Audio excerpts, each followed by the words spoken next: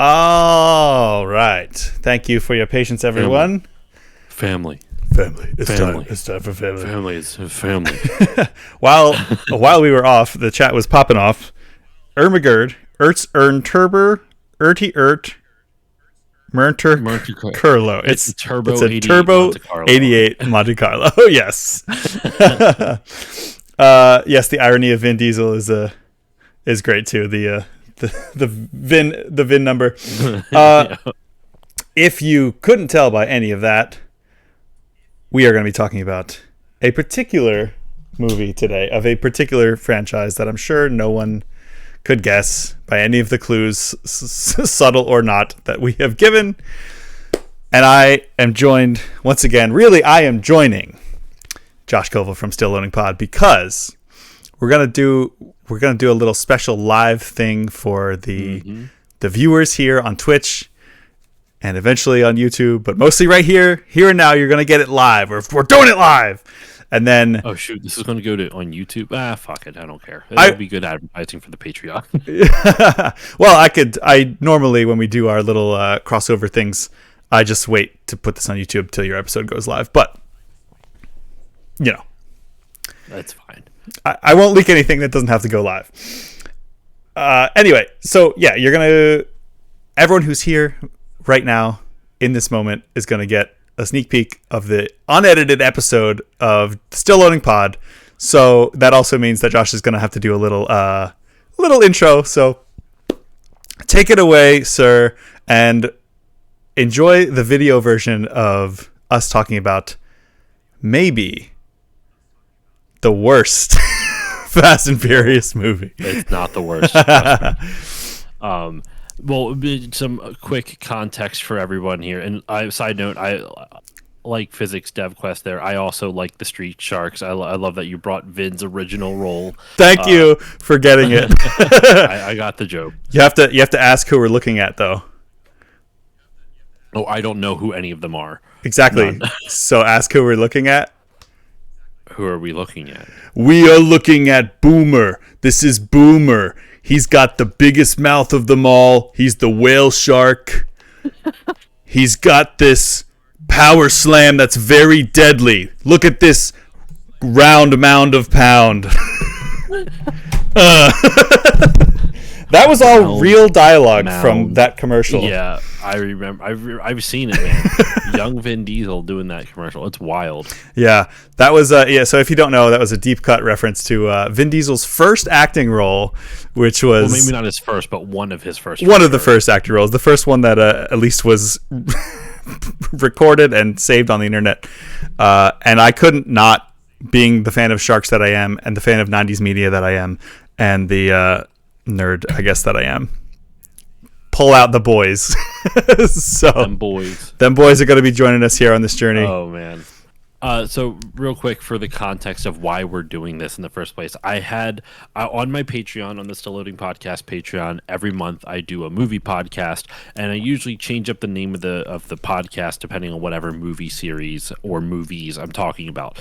So I did all 25 James Bond films, which Andrew joined me for. Man with the Golden Gun, yep. I believe. That was the one, Man with the Golden Gun, and that's called Still Bonding. And then I finished the James Bond one, and then we are now doing the Fast and Furious movies, which is called Still Family.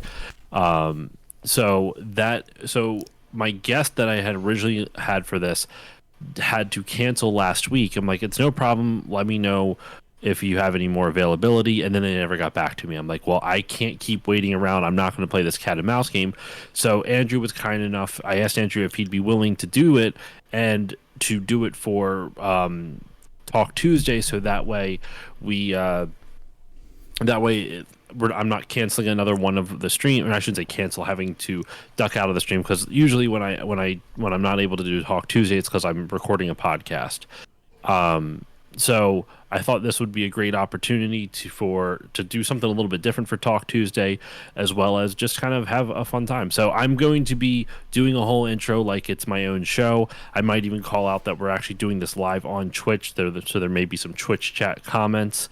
Yeah, that would be helpful, because people just listening to the podcast are going to be like, why are they responding to people who aren't there?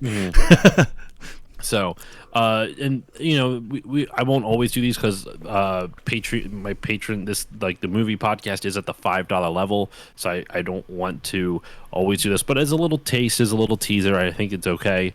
And there's obviously 25 other Bond movie episodes, as well as the 3 other Fast and Furious movies. The first 3 are already up on the Patreon. So, yeah, that's the basic little some context, a little overview before we start. But Andrew, are you set to go for this Still Family episode? I am so ready. I do just want to say that Parallax, you are so right.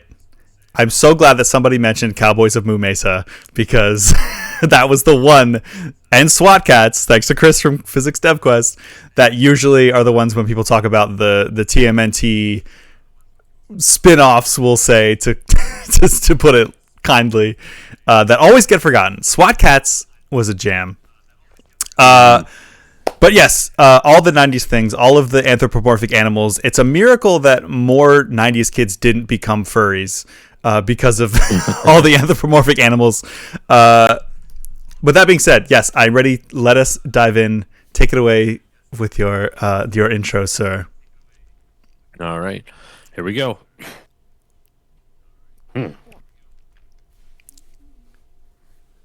Hello, everyone, and welcome to this new episode of Still Family, the only Fast and Furious podcast where me and a guest... let me redo that already.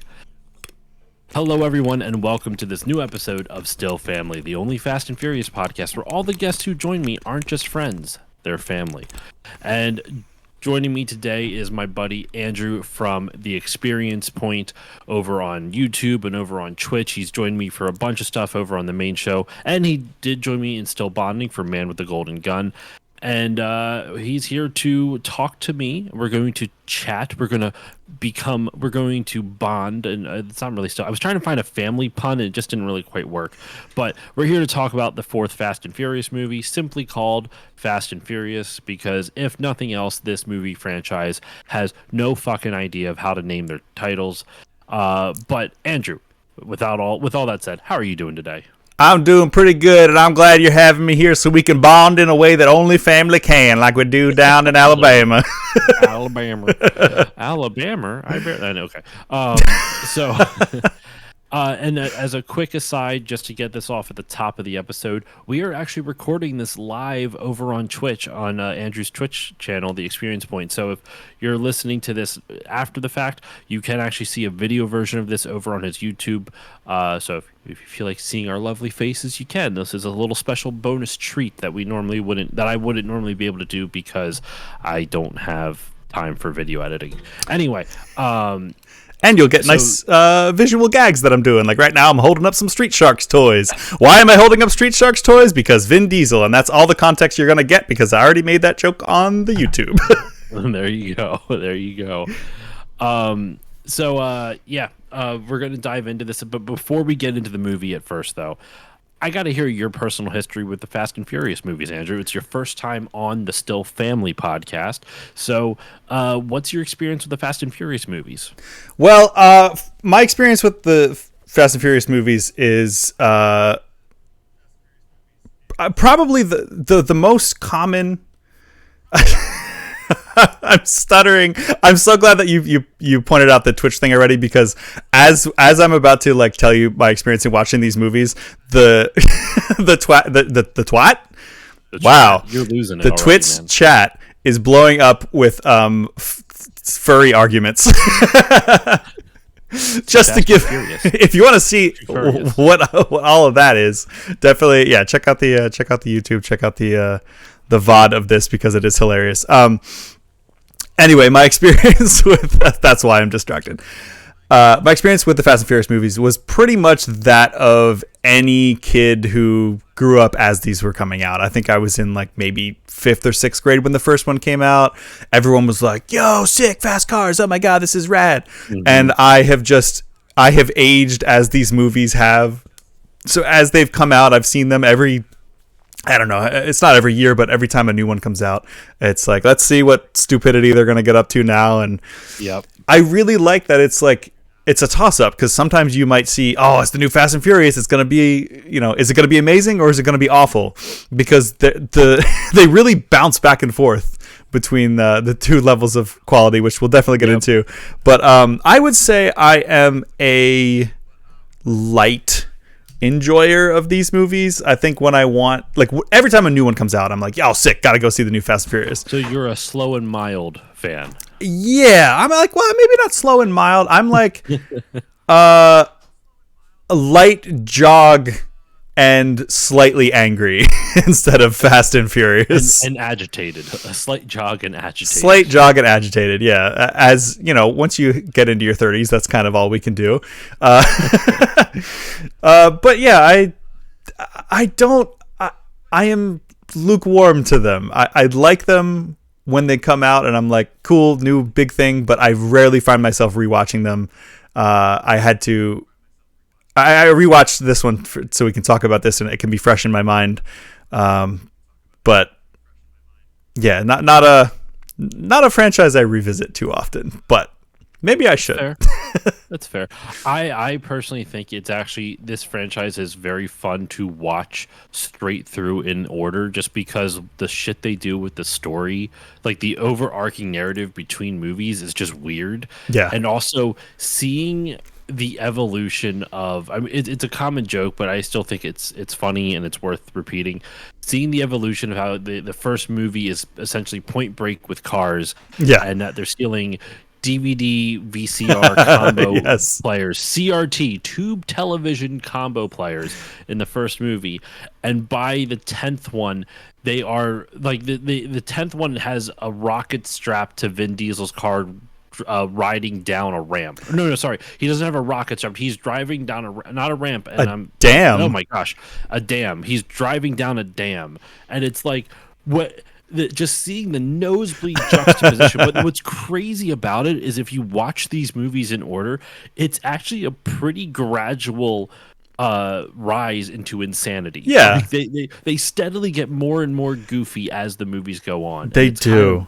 It's kind of silly. It's kind of fun to see that transition. And the rocket boost down the dam is after they went to space. Like, before that one came out, because that was what, 8 or 9? The dam one was 10. The space one was 9. Space was 9. I was like, before that one came out, I was like, what movie is going to go to space first? Is it going to be Mission Impossible or is it going to be Fast and Furious? And I was so sure it was going to be Mission Impossible, and here I am. Wrong as a dong. And it's wrong as a dong.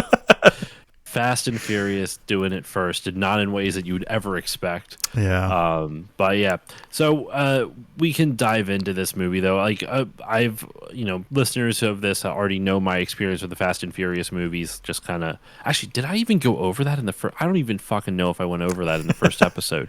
I don't care enough. We're gonna just move on with it. Okay. So, but one last thing as well before we dive in, you're mentioning how it feels like the movies go back and forth in terms of quality. Yeah, I don't know if I entirely agree with that. I think it does. Like, don't get me wrong. There's good and bad movies. I think the first one pretty solid. Second one not very good. Fun, but not very good. Yeah. Third one, Tokyo Drift, I actually think is pretty good. It's not. There's not a lot of action to it, but there's a decent amount of like drama and whatnot, even though Lucas Black, the actor who plays the main character in it, has as much charisma as like a damp napkin. Yeah. He's not good in that. But Sung Kang, like, oh. God, Sung Kang. I mean, there's a reason My that heart beats still. Yeah, there's a reason that Han became the character to continue on from that, and not everyone. I don't even remember the southern dude's names in that movie. It's Sean Boswell. Okay, is Lucas Black's character. Drift. What's drifting? Was drifting. This movie, I actually think, like, rewatching it for this, I don't know why people hate this movie so much. I find it really fun. And we'll get into more of that. I'll be curious to hear your thoughts as we continue to go through it. Yeah. The fifth one I think is my favorite. The sixth one, I genuinely think, like, 4, 5, 6, and 7, and even parts of 8 are all like 4, 5, 6, and 7. I think are genuinely good for the series. Yeah. 8 is fun. Like it's not as good as those 4 in the middle there, but like 8's still a shitload of fun. It's just the story gets off the rails, and Yeah. after that, it's not even a thing anymore. Like 9, they're all still fun for different reasons, Hmm. but they've just kind of thrown out the baby with the bathwater. It's just like, who gives a shit about plot? Any character, that character that died, yeah, just bring him back. It's fine. We'll Uh, figure out a way to retcon it. yeah. And we'll get into that as we go through the series. Now, for those who did follow along, who have been following along with the series, you might remember at the end of Tokyo Drift, spoiler alert, Han gets killed. Right. Han gets killed. And we open this movie in the Dominican Republic, if I remember correctly. Yes. In the Dominican Republic, and they are doing they're chasing after some gas tankers, and you see a bunch of cars. You see, Vin's car. Or we'll just go with their characters' names. I kept alternating when I was doing it before. You see Dom and Letty in one car, Vin Diesel, Michelle Rodriguez. Then you see Han and a random woman that you never see again, Ever. Han, ever. And then you see, oh my gosh, what are their names? I think Tejo is the one character's name. Yeah. I think they just call him actually, T a lot in that movie. Yeah, they are actually like real life like musicians Oh, who appear in this movie, and then they appear again in the next one, and that's it, right? it's Don Omar, and I forget who the other guy is. I'll look it up real quick. Don Omar, he's a Puerto Rican rapper, singer, songwriter, and I will try to find Tejo Calderon, or Tego Calderon, excuse me. I'm not Hispanic, obviously, so I'm going to butcher, but he's a Puerto Rican rapper and singer and actor. So this is their first appearance in the franchise as well, and they're all driving up on this gas truck at the beginning of the movie. And you may be wondering, why is Han alive? We just watched him die in the last movie. How could he be here? They do answer it at the end of this at the end of this set piece, where he basically has a line where he goes, "I hear they're doing cool shit in Tokyo," and that's all that you need to know like, oh, this takes place before Tokyo Drift happens. This happens I guess. no, Han's that's shot what first. they're doing. Whether it works or not, I don't like. That's up to you. That your mileage, no pun intended. Your mileage may vary, but by him saying, "I hear they're doing cool shit in Tokyo," means that he has not been to Tokyo yet. So therefore, the events of Tokyo Drift have not occurred I at the time this is occurring. would push back a little bit. I was also laughing because Parallax in the chat said Han shot first. Not according to this. Although, if we want to spoil something later down the line, I won't say anything about any further movies, future movies. But I actually kind of take some issue with that line of the, like, I hear they're doing cool shit in Tokyo, because at first I was like, oh, is he just saying... Because there's nothing else that says that this movie is supposed to take place first. I wish there was some other context that he gave, because I was like, oh, they're in the Dominican Republic now. He must have left Tokyo. And then he's like, I hear they're doing cool shit in Tokyo. The first thing I thought was, oh, he's going to go back to Tokyo. He's saying that, like, cool stuff is happening since he's left, and he wants to go back and check it out.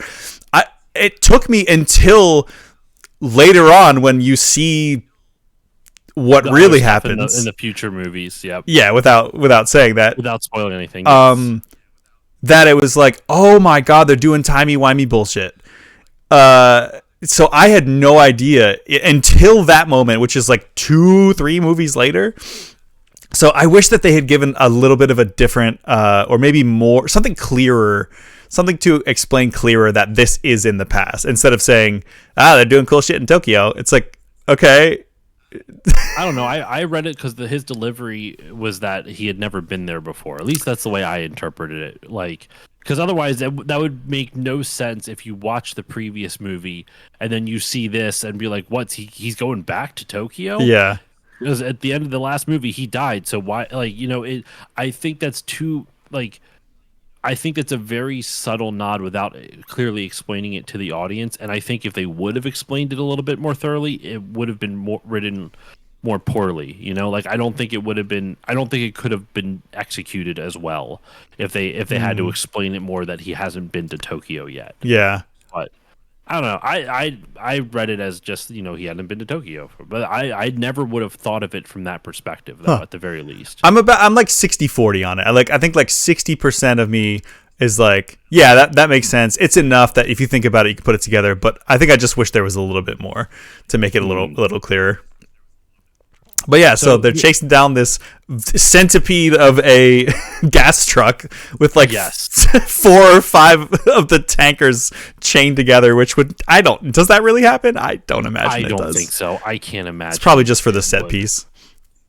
But they're hijacking these parts of the different chains of this centipede tanker, as you described it, Andrew, to get the gas, because they can then sell that fuel and it's worth a shitload of money where they're at. And that's kind of their mission on this. And honestly, it's a really cool setup. Yeah, one of the way they do it, best openings. It's just really cool. Yeah. So, like, for a quick description, and then I'll throw it over to you, Andrew, to just kind of talk about the things you like about it. They are Dom and Letty go up to the front of, or no, sorry, Dom lets Letty off. Like she like basically hops out of the car and is standing on the hood and jumps onto the back of the far back tanker like area, the far back tanker spot, and then Dom goes to the front of the car while Letty's hanging onto the ladder in the back there. He goes to the front of the whole chain, and he's just there to distract the driver, right? Then what happens is while he's doing that, Letty starts climbing over the different parts of the tanker centipede chain, goes 2 tankers up to the connective point between the two, and then she just waits there. Han and the girl that you don't even know her name, she's right there afterwards. They're driving in behind in like a truck type of thing, and they flip it in reverse, drive reverse back up to the truck, and they have a hitch, and they throw the hitch onto the hitch of the tanker, and they have to catch it. Like, it's really hard to do, understandably. They only really get one chance to do it, because if you throw that thing and miss, right, then you have to like maybe have a rope or something to pull it back up. I don't know. But so they get it on, and that's when Letty has like liquid nitrogen pretty much, and she freezes the connective point, breaks it with a hammer, and then Han and the girl can then drive those 2 tanker sections away.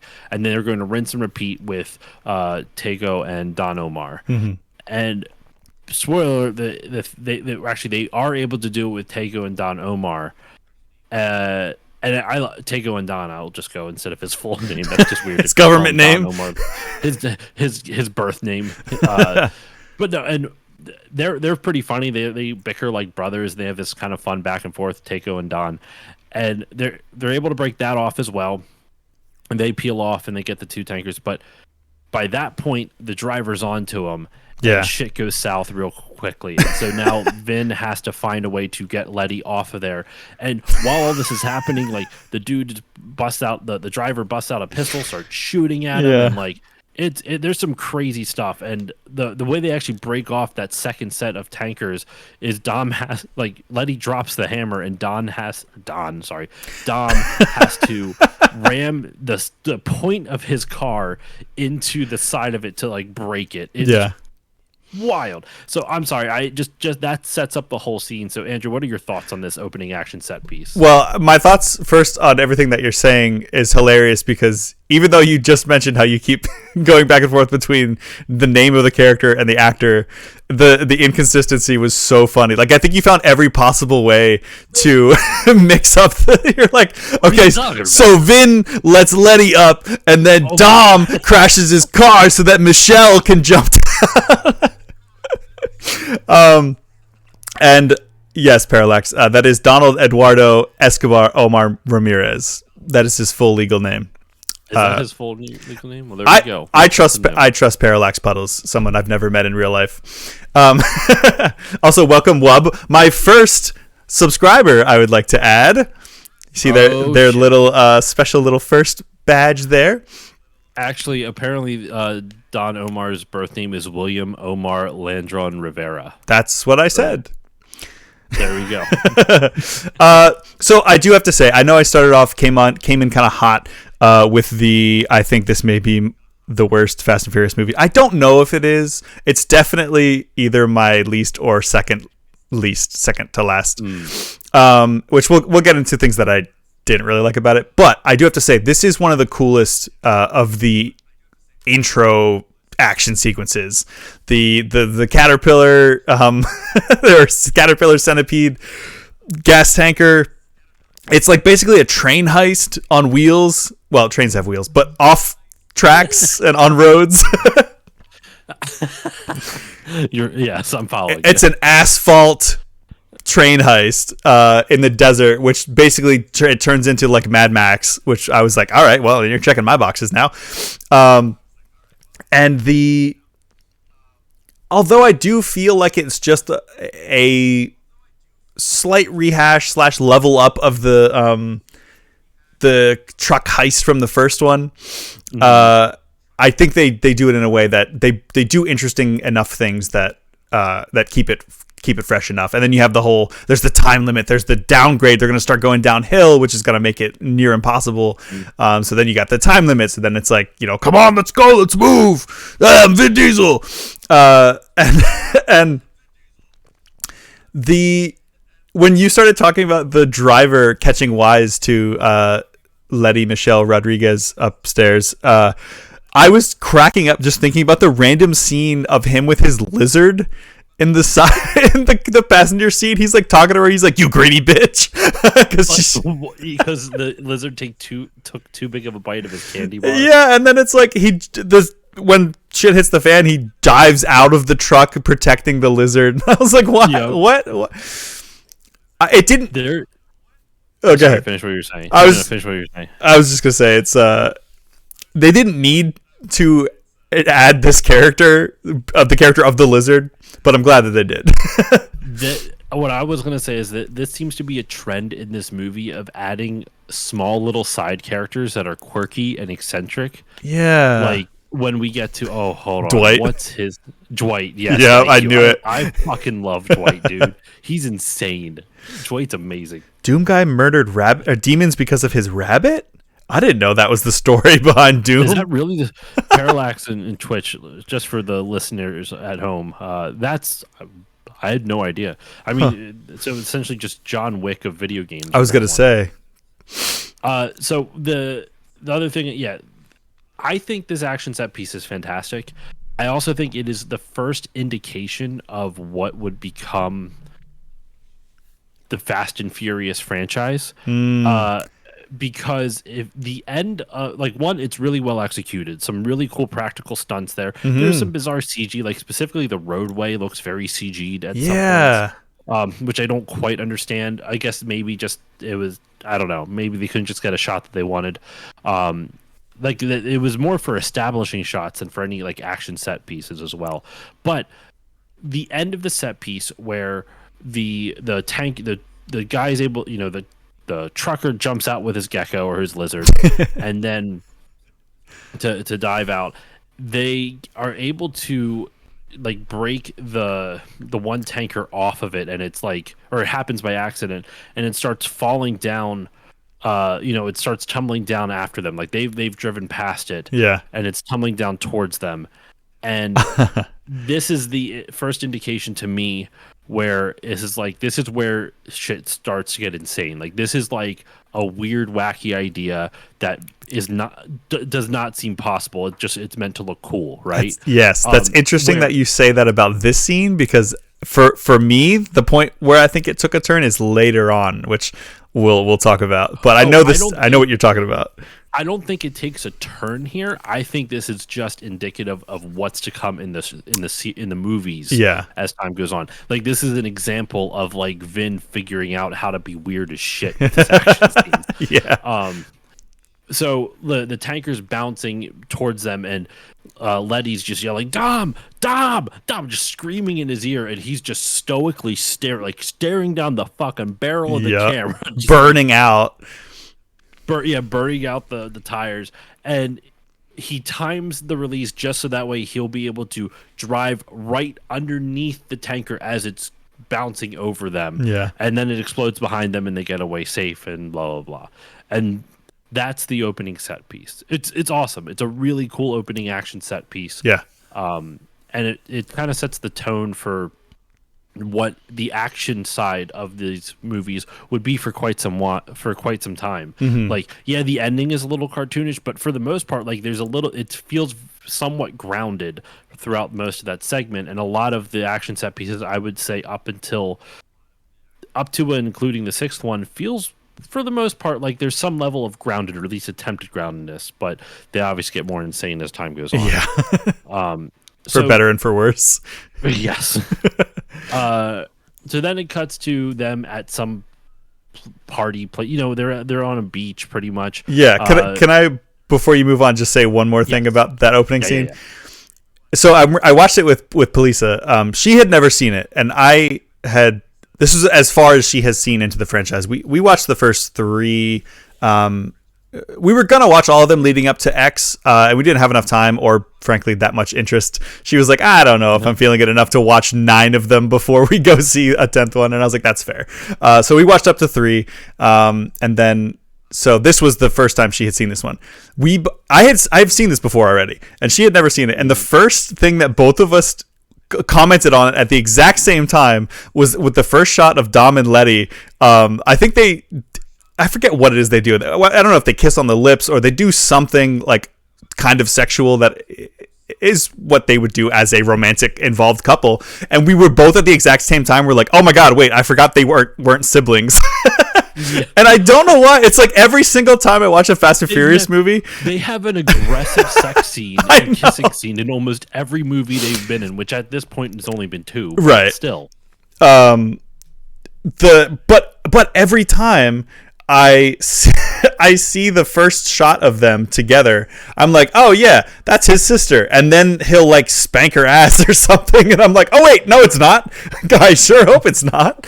And I forget. I think it's because we like had to pause the movie because we were laughing so hard. We were like, whoa, wait. No, they are very much a couple. Yeah, I know he's into family, but like this is this is too far. But we paused and I was like, I think it's because Mia, his actual sister, is in the movies. And I think we were both just like, wait. Wait, that's not his sister. Played by Jordana Brewster. Yes. Oh, it's fun. That's really funny. Yeah. Especially later on when like she mounts him on Oh my God. I know. There's some like surprisingly sensual. It's not they never go full on like sex scenes in these movies. Like there's like kissing and like sensual stuff, but you never actually see anything like. It's mostly just sensual scenes and gratuitous butt shots. That's right. Like 90% of the sex stuff. Oh, I have notes about those as well. Lots of butt shots. Yeah. It is just these movies are made for the male gaze. No beating around the bush with that beating. Bush. But and that's a wrap. Good night, everybody. So they're Dom is dealing out the money to the people. You know, they split it off even between I guess there's 6 of them in total.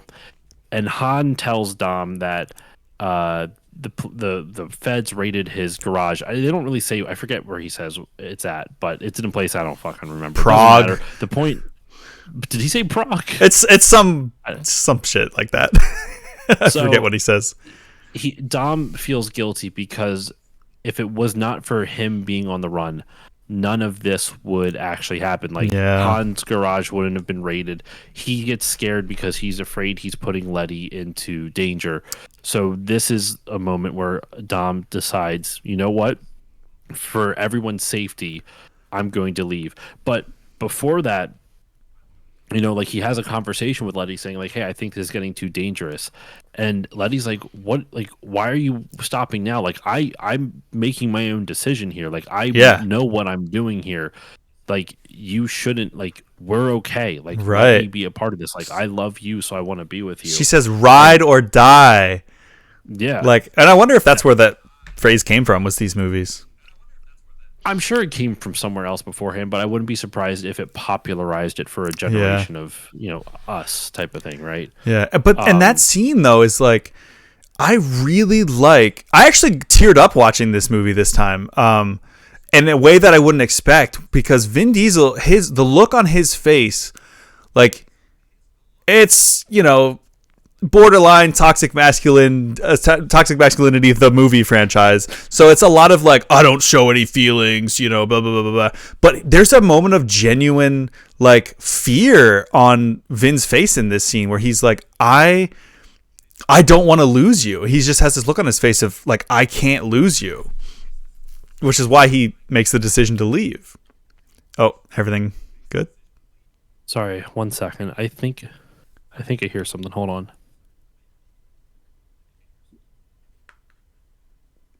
Is this a bit? No, it's not a bit. Okay. I thought I heard someone crying. That's what I was so confused. It was me. Yeah. No. All right. I don't hear it anymore. Okay. So I mean, yeah, if we need to take a pause, we can. I'm just hold on one last second. Let me just double check.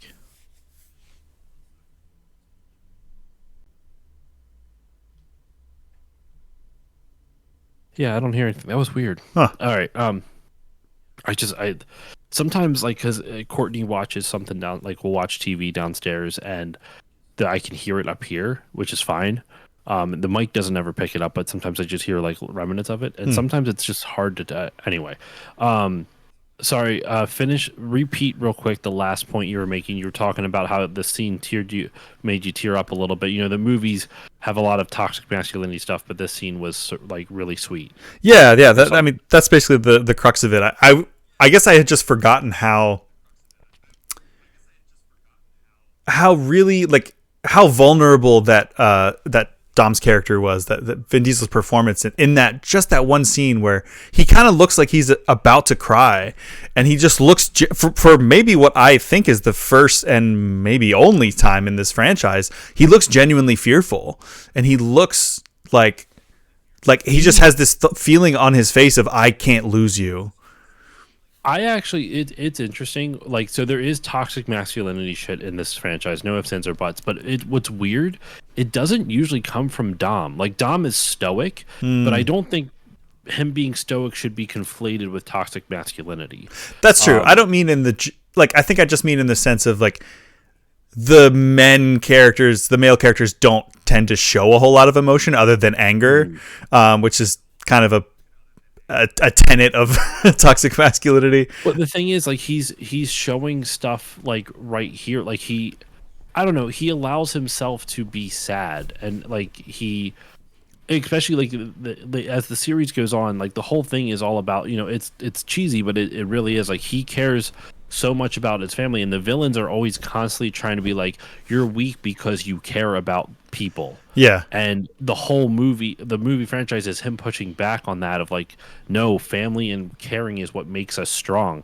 And it's also worth noting that like the Fast and Furious movies, like I'm not to get on a pedestal and like white knight for the movies, they don't need me to. They're fucking successful as shit.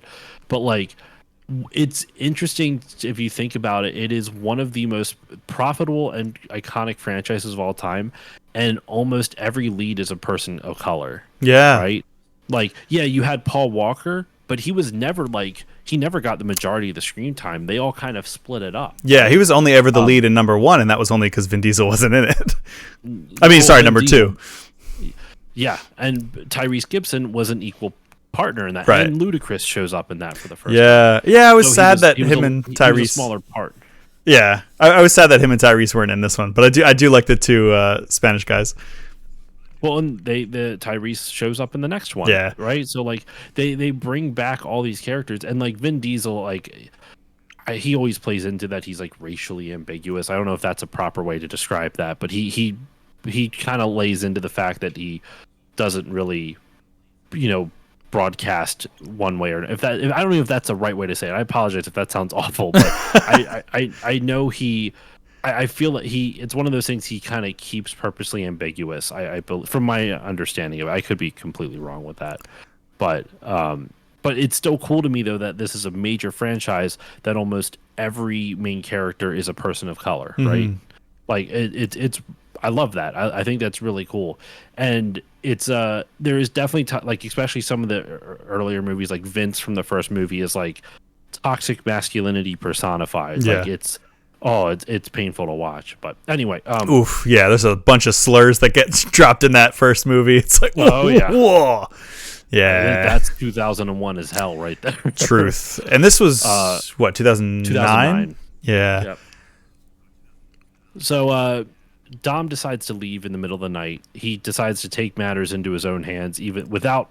It's a shitty thing to do. Like yeah, he cares more about being afraid of hurting Letty than letting Letty decide for herself like what she wants to do. yeah, Like, and this is, you could make the argument, the bit of toxic not a bit this is toxic masculinity, where he, instead of confiding in her how scared he is as to what it is, he just leaves. Right. He just would rather, he thinks it's the safest thing you do. Leaves her a shitload of money, and that's that. yeah. He kind of like it's the avoidant, like, you know, I have to do this myself, like kind of taking away her agency a little bit. Polisa was like yelling at the screen. She was like, "Don't you leave her! Don't you leave her after that moment!" And I was like, "I know, right?" But I left a bunch of money, so it's fine. Oh, I can't wait till if she watches any more of these. I'd be really curious to hear her thoughts on some of the later ones. Yeah. So after this scene, though, it cuts to Brian O'Connor, Paul Walker. I said, forget about it, cuh. That's the worst. He pulls off dialogue much better in this when he's not trying to act like a street racer. Yes, yeah. He feels so much more authentic in this, instead of like, I'm just one of the bros, man. It feels so much more authentic. When he's chasing after some dude, and it's actually a pretty cool chase scene, like jumping over rooftops. It's very parkour-esque, very Bourne Identity with the copy editing and shaky cam and everything like that. Well, this was 2 years after Casino Royale, so. Yep. Yeah, 3 years after Casino Royale. But still, they like the last Fast and Furious movie came out a year before, or sorry, 3 years. Excuse me. No, sorry. When did Tokyo Drift come out? It might have come out the same year as Casino Royale. That had to have been was 06. 5 or 6, yeah. Yeah, so it definitely was influenced by that. And it's not like it's like a lot of parkour, but there's just some elements to it. Yeah. He chases after the dude. It's a pretty awesome takedown too, where he like, basically the guy is waiting for him out on like a window ledge. Yeah. And he's gun pointed at the window, and then Paul Walker. Oh, I switched the name already. God damn it.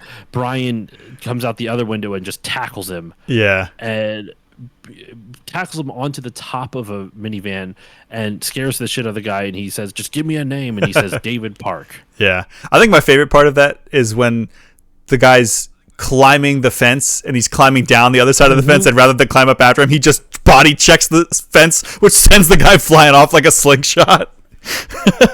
It's like, you're crazy, man. That was the first time in the entire movie franchise where I'm like, oh shit, so you're actually going to do action right now. Yeah. Like, the other stuff had like good, like had fun car chase scenes, but they never really did action really, really well. The first movie did with the final like set piece with the going after the trucker with the DVD combo players. But like, this movie really, I think it's why I enjoyed this movie more than maybe other people, because I can see all the bones of what became the franchise in this, like both good and bad. Yeah, that's a great point. It is the first one that it lays the foundation for all of the like badass on foot fight and chase scenes that we'll get in future ones. Oh yeah, I can't wait for the next one. I want to watch 5 so bad. Dude, I mean, I'm gonna be doing it. I will do a stream in Discord of watching the movie along. So if you and Polisa ever want to like hang out one night, I'll usually share it on Discord. Be like, hey, I'm going to be watching in the movie night channel. So, yeah, that's a great idea. I think that one's one of my favorites. The 5th one. Yeah. So Brian reports back to his FBI office, and he gets the name David Park, and everyone's like, well, what are we supposed to do with that? And the thing that makes me mad about the FBI in this movie, there's a lot of reasons to be mad at the FBI in real life, but in this movie, how goddamn incompetent they are. I know. No one has any fucking creativity. We're like, what are we going to do with that name? He's like, well, that he's getting he's getting drivers for Braga, like the big drug lord. That's the villain of the movie. Yeah. Is Braga. And so why don't you look for a David Park with a lot of like traffic minors and stuff like that.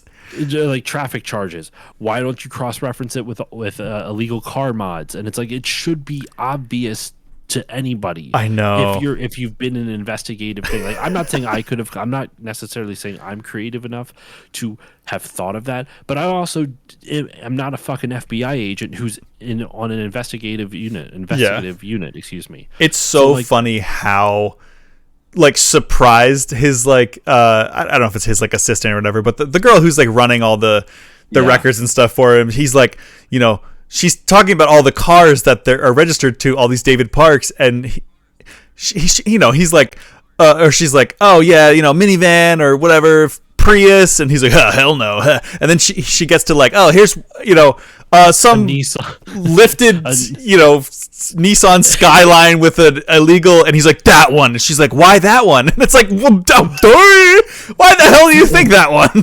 It's the only one you mentioned with an illegal mod. Right. What do you oh my god. This guy's trying to find illegal street racers. Do you think he would have an illegal car?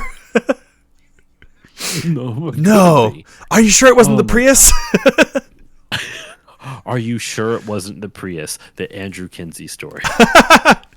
You know what's hilarious about that? I am actually driving a Prius right now. Oh, really? Yeah, I'm kind of car sitting for a friend who's in Italy for a few months to see how that works out, and then if all goes well, she's gonna move there. And I'm like, hell yeah, get out of this country.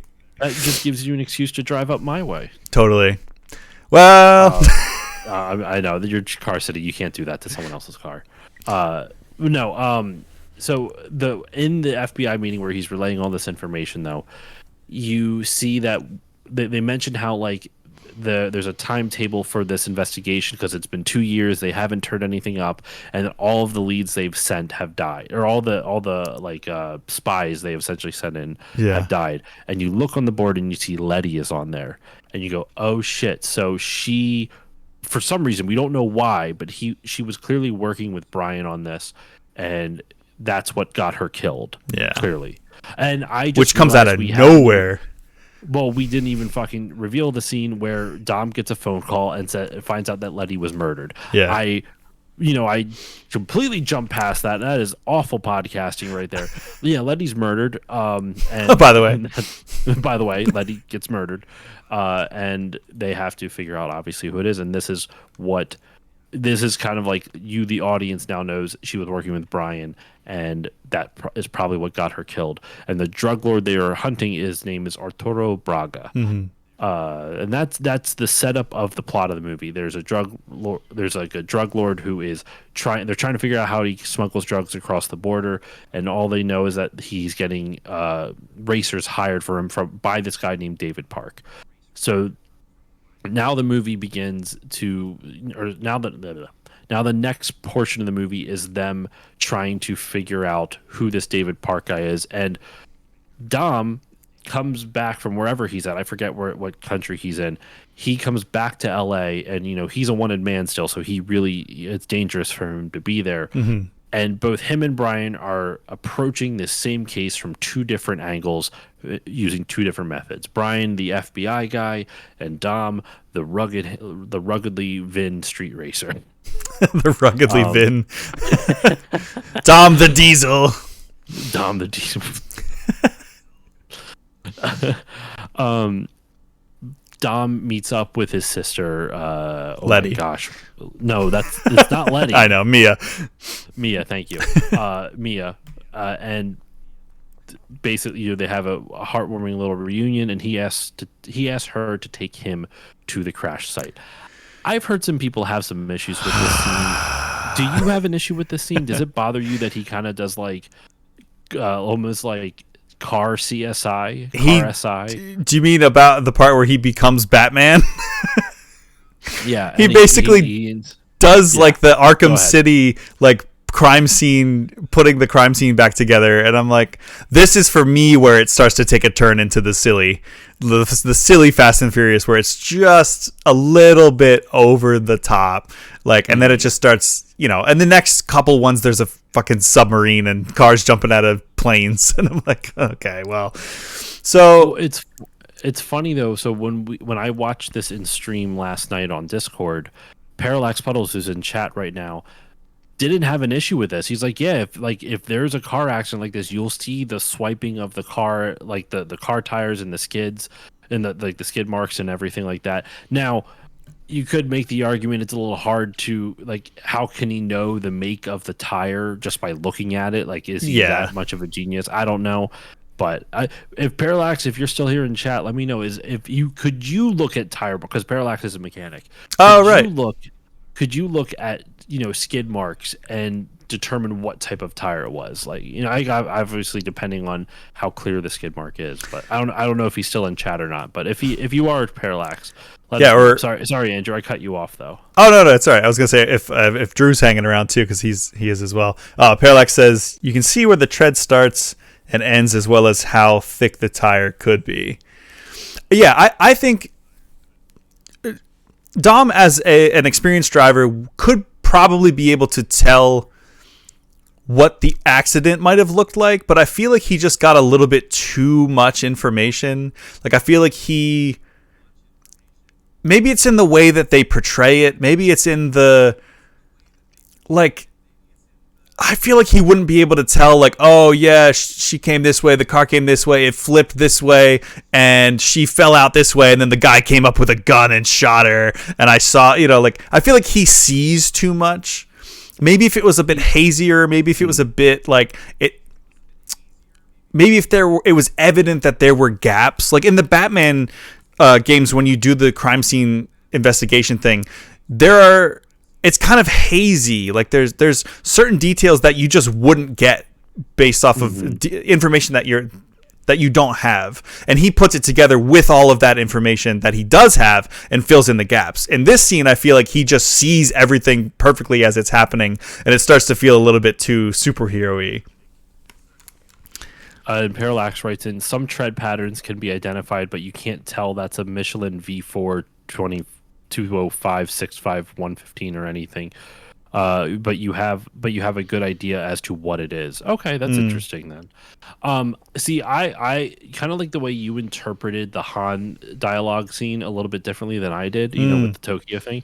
I interpreted this a little bit differently, where leading up to it, I think based off what you can see, how the skid marks are and the scratches on the ground from the car flipping, I think you could like, if you are someone who's been around cars your whole life and he has been on racetracks and experienced crashes and seen all this stuff, I think you could reasonably put together an outline of what happened. Not the whole, like, like shooting thing, and he definitely knows all this happened, but I think you could, by him looking at it, to me it makes sense. He'd be able to see, okay, the car swerved here, it flipped here, there's the skid marks from the roof of the car sliding along the ground. This is where the skid stopped, so this is clearly where her car must have stopped. And I think, because in the way they film it, you see all that and kind of like him piecing it together, and then when you see the full shot all the way through, to me that's his imagination at this point. It's like him visualizing what he thinks happened. So he's imagining the worst case scenario of Letty getting flipped over, and then they know she was murdered, so he's probably just assuming it's like a gun or a bullet or something like that like got her. Now, they don't actually specifically say she was shot, they just say she was murdered. Right. So to me it was his imagination. Like, you were seeing things through Dom's eyes. Parallax also writes, they oversold the scene to set up the shot of him in the middle of the car flipping scene. I thought it was a good setup scene, so I'm okay with it. Okay, that's fair enough. I do like that shot. That particular shot is really cool. I think shot's really cool as well. I think it's just in the way that they executed it that is not quite landing for me. I think if they had done some kind of effect to make it more evident that he's piecing things together and filling in the gaps rather than just having some kind of supervision, And Well, that like they showed little clips though leading up to the full one shot of it. So like to me that was him piecing it together. He looked at the tire tracks and the tread or the tread marks, and then you would see a quick shot of like the car screeching and turning, and then he would look at the scratch, and then you'd see the car flipping and sliding. Like to me that was him putting it together bit by bit. Yeah, I can see that. I also think the scene with the where he leans down and like touches the dust was a little bit much. I was like, do not put that in your mouth. I feel like he's about to lick his finger and be like, I know exactly where they were. That part also, I will concede that point, because the way that it's supposed to be, that's supposed to be like exhaust from like NOS or whatever, and I'm like, the dude stopped his car though. He wasn't shooting. I mean, if you have NOS intake, whatever it may be, is there just going to be a trail of gold dust wherever you leave? Right. Drive, like that seemed a little odd to me more than anything, and it was just like that gold dust, that residue was the clue that helped him solve the rest of it. Right? That's that right. was help him put everything together. Where he's like, "There's only one shop in all of Los Angeles that can do this kind of nitro meth." Nitro meth. Nitro meth is for pussies. He uses that word a lot in this movie. Yeah, he does. This is before they started to phase that word out. Yeah. That's right. I was thinking it was like dust from the desert or something. That was like no, it was from the nitro. Nitrous. Nitro meth. Nitrous oxide. Nitro meth. I do love the scene where, as implausible as it is, this is my scene where I'm like, I hate this would never happen, but it is cool when he drops the engine and catches it right above the dude's head while he's interrogating him. We can just jump right to the scene. Go ahead and explain it for the listeners. Yeah, that's basically the next scene. He's like, there's only one shop in LA that blah blah blah blah blah, nitro meth family blah blah blah. I am Groot. He goes to the shop that he knows the guy who deals in this stuff, and he's under a car working on a car. Vin Diesel comes up, pulls him out, and he's like, give me where you sold a car with a nitro meth, whatever. And he's like, don't, the dude, the mechanic is like, yeah, don't touch me. You're not the king around here anymore, bro. Like, leave me alone and say hi to your sister for me. And I was like, okay. You know where this was going to go as soon as you said that. Yep. And so Vin like yanks him out again, picks him up, slams him on top of the car he was working on, and then like, which has the engine lifted out of it. And then he like kicks the counterweight, I guess, holding up this like 500-pound, probably even more than that, engine of the car, and it drops down almost to crush the guy's head like a watermelon. And Vin catches the chain holding it up and holds it with one arm like Captain America holding the helicopter. And I was like, no fucking way. But at the same time, I was always like, that's fucking rad. So badass. I know. It's so good. Parallax writes in, because when we were watching the movie together, we saw that scene, and he goes, I don't see that happening, man. That's at least a couple 100 pounds that he's holding with one hand with no mechanical advantage. I know. That is just like raw man right there. You know how it is. Yeah, that's the scene. That's the scene for me that I can I can suspend my disbelief more just because it was that cool. Yeah, that if it's cool, then you're able to suspend your disbelief. Yeah, rule of cool. I mean, if it was, if he had like lifted up a whole car with one hand, it would be one thing. But like this feels like just like 50% exaggeration. Know what's funny? So in the seventh one, there's that scene where where Vin Diesel lifts up the car so Paul Walker can go underneath it. Right. I asked Parallax about that. I'm like, tell me, there's no way, like, I'm not going crazy. He shouldn't be able to lift that. He looked up the model of that car is. It's a mid-engine, so the engine isn't in the front, it's in the back middle. So and also since it's a sports car, it's lighter than like an SUV even. Mm-hmm. So there's actually a really good chance that he could have lifted it because the engine wasn't up front. That it was all the weight of the car was in the back anyway, so he wouldn't have to worry so much about it. So that scene, as crazy as it is on camera, could actually be possible, believe it or not, which I Huh. thought was kind of cool. Which That I'll is wild. reiterate when we get to the seventh one. And there's like Um, stories of like mothers with children who are stuck under cars getting that like yep, just ridiculous Hulk strength. Like you gotta, you like, just gotta, I get yeah. it. So real quick, one scene that we did slightly miss before Vin almost dropped, like catches the engine midair with a fucking chain. Dom, sorry, I keep using that interchangeably. I know. Mia gets brought in by the FBI for questioning because they know that Dom is in the U.S. again. Brian sees her in the FBI office and is able to kind of shoo the FBI agent away that's interrogating her, pretending Right. there's like hey, you're needed in evidence, and then he just takes her out, and they go out to not really a date, but it's they go out for coffee at a diner, Yeah. essentially, so that way he gets her out of there, so she doesn't have to deal with all that bullshit, and also so he still feels guilty about the events of the first movie, right? Like where he betrayed because Brian genuinely cares about Dom and obviously Mia, Yeah. and everyone, and he still feels guilty about it. And I love the character of Brian in this movie. Me too. Because In this scene too. yeah, because he's wrestling with the fact that he wants to be a good person and he thinks the path to being a good person is being an FBI agent. Yeah. And Mia talks to him about it. So does obviously even his FBI director, where it's like the FBI director has that line where it's like, "What's the difference between a good cop and a bad cop?" And it's just like one bad decision, right? Yeah. And and In that scene, police and I were like the uniform. Like no, he's like a criminal, a cop and a criminal, and we were like the uniform.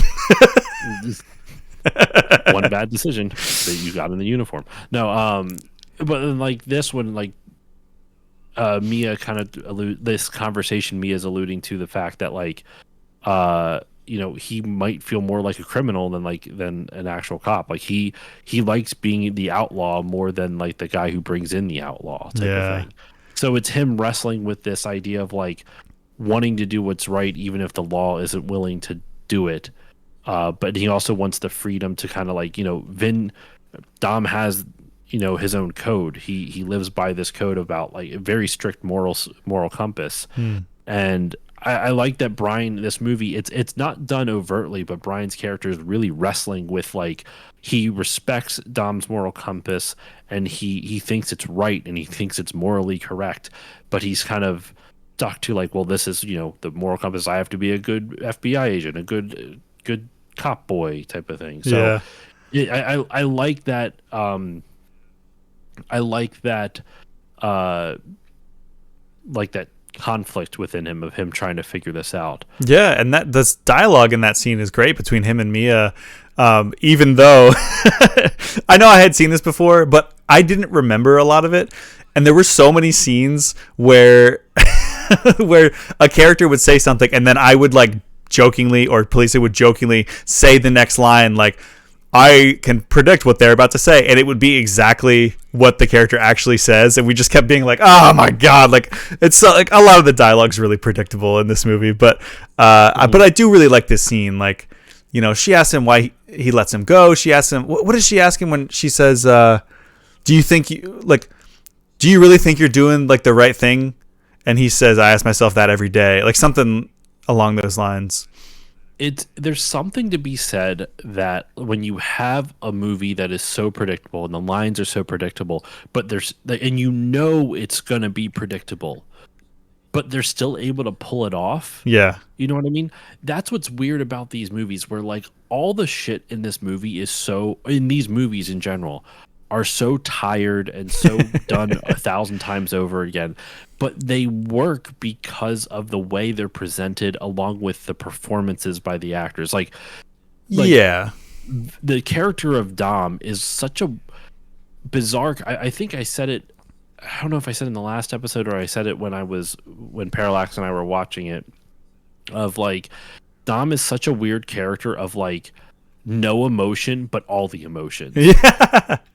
He's so strange because like he's got toxic masculinity traits, but he also like has like that family man trait that's not like he has this very loving non-toxic side, which, you know what, to be fair, is an actual person. He's not perfect, so maybe that's what makes him interesting, is that you don't know when each side is going to come out all the time.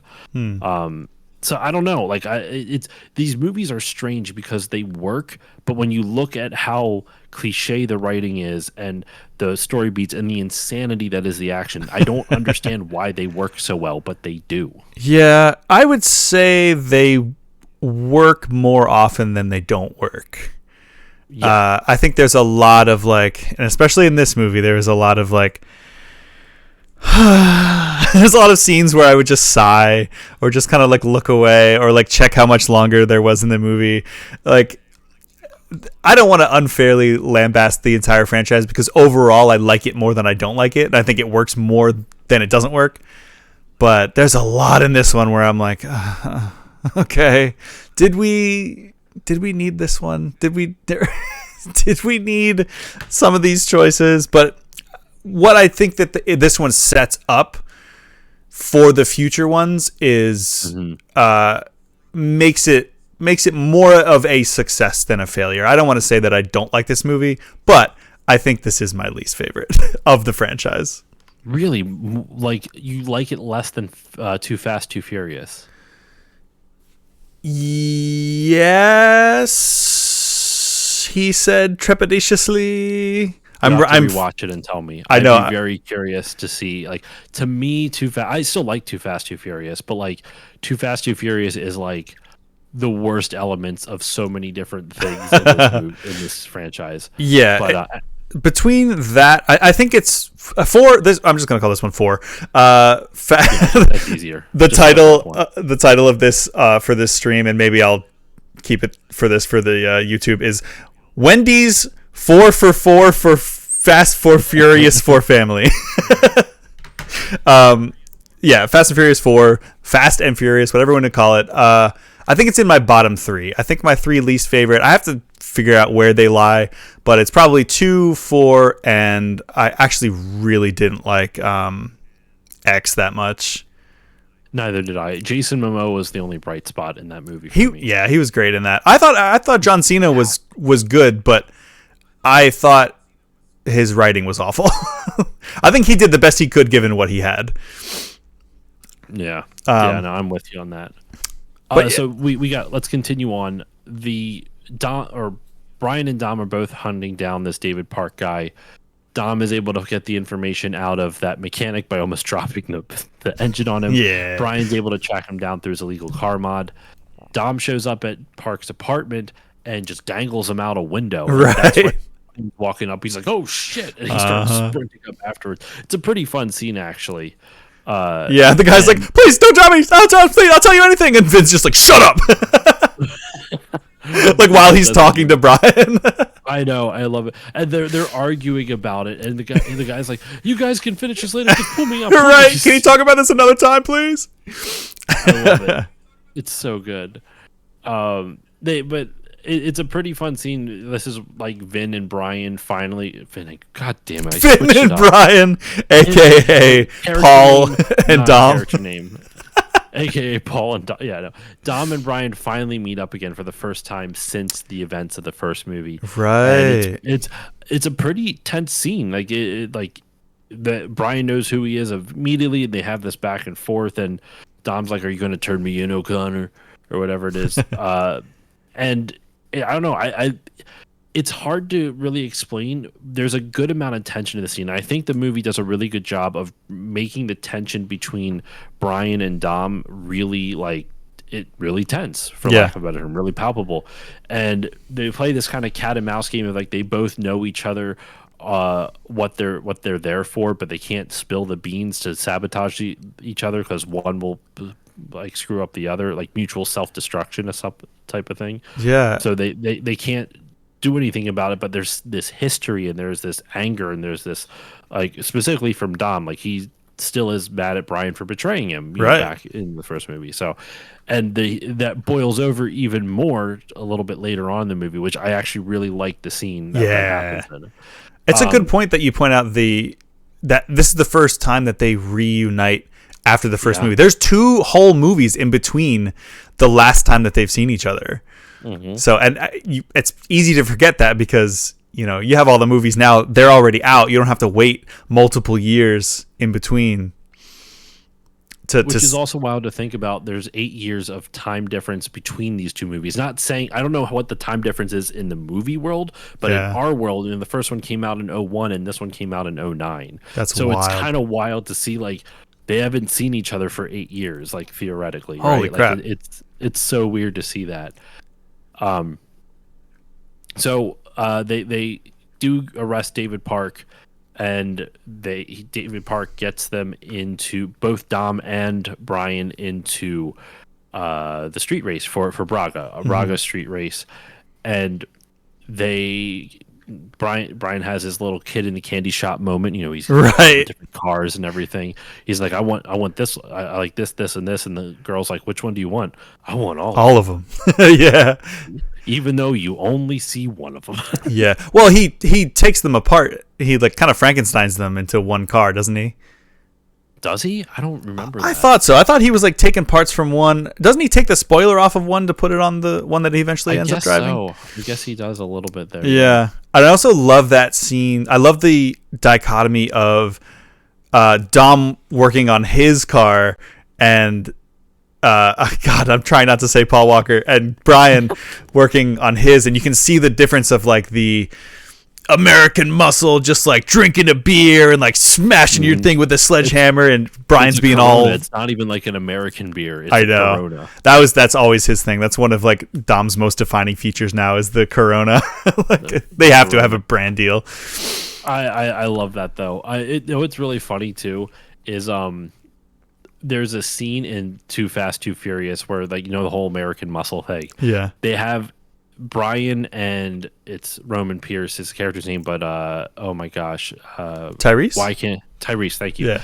Tyrese, his character, Roman Pierce, they have this race against these 2 guys because they need 2 extra cars that aren't, like, low jacked with, like, FBI shit or DEA, like, tracking and whatnot. Yeah. And so they race these 2, like, greaser-looking fucks who are, like, clearly, even though think 2003 Paul Walker, Ludacris, like these guys are in their late 20s, early 30s. Like this is like they're at the height of their popularity, and they're racing these they're racing these 2 dudes which are arguably in their late 40s, and they look old, and it's a really weird juxtaposition. They call them Fabio and Fonzie. Right. They look like it. And the whole reason I think about this whole scene is because anytime someone says the American muscle, I think of Fonzie's delivery of like when when Fabio's revving his engine before the race starts, Fonzie just goes, American muscle. And he has a shit-eating grin on his face. And I can't get it out of my head. And it's only funny to me,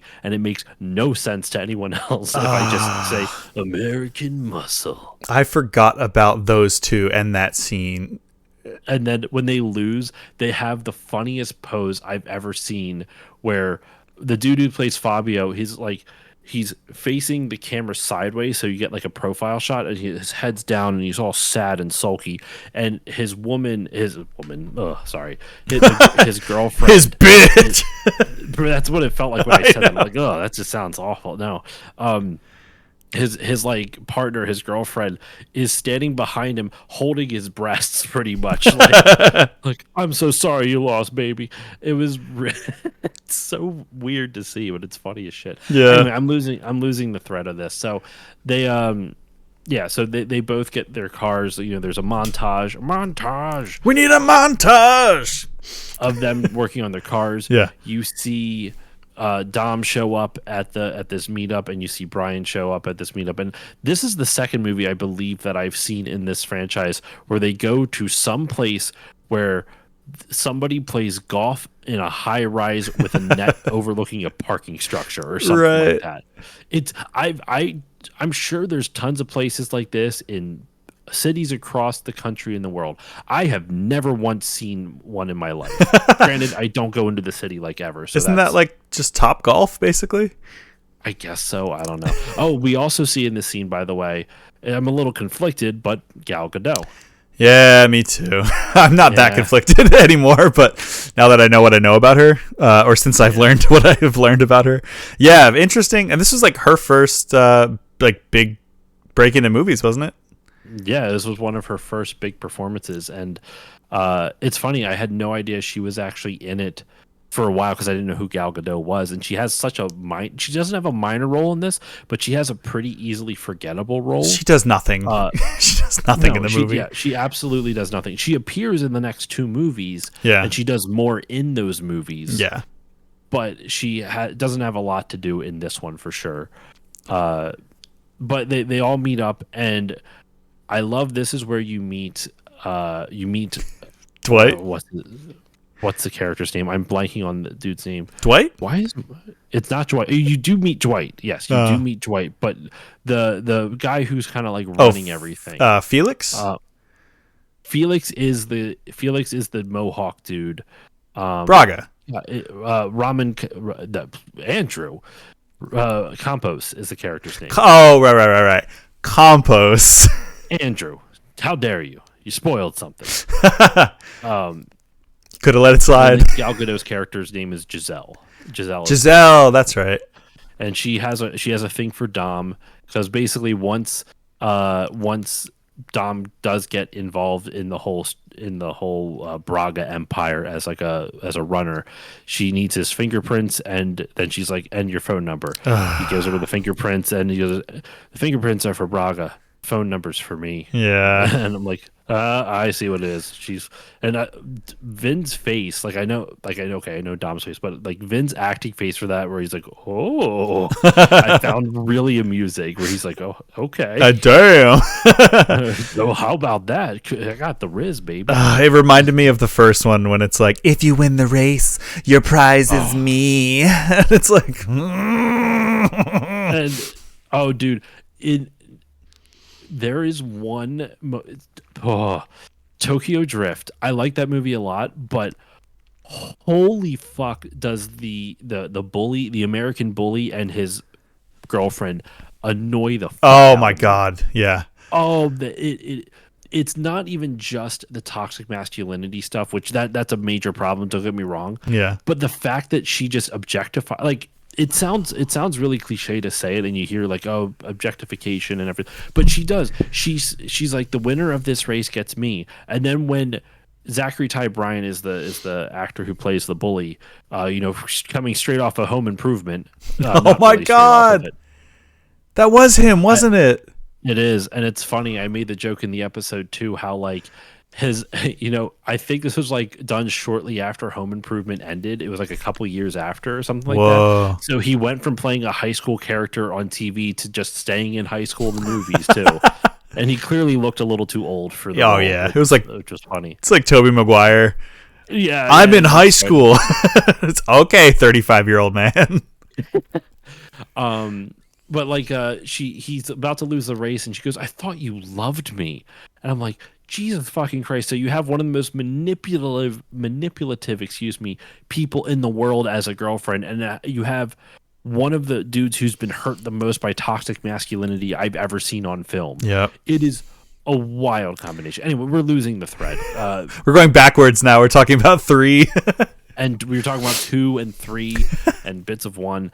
So they're at this race for Braga, and I even jumped ahead doing the whole thing with Giselle, like that. She doesn't do the whole phone number thing till after Dom, spoiler alert, wins the race. That's how bad this movie is, because all you want to do is talk about the other movies in the franchise, and that's my. I'm just kidding.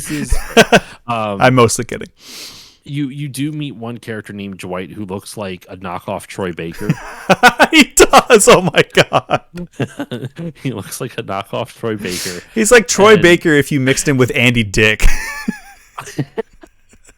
But I love he like talks all tough to like Paul Walker. Oh my gosh, to Brian when he's like when he first shows up, and Brian what is it? Giselle comes up and she's like, "Is there a problem here?" He's like, "No, there's no problem." And they walk away, and Dwight underneath his breath he goes, "Yeah, punk."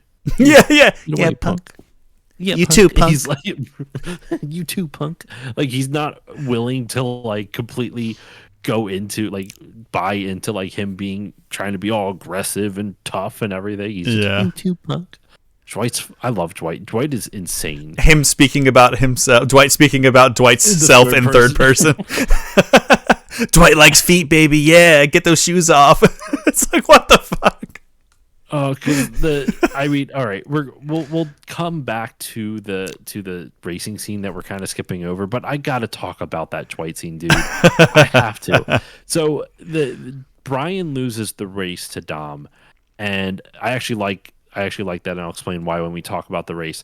But Brian loses the race to Dom, and so he still needs an in to Braga's whole thing. So he sets up a fake drug sting.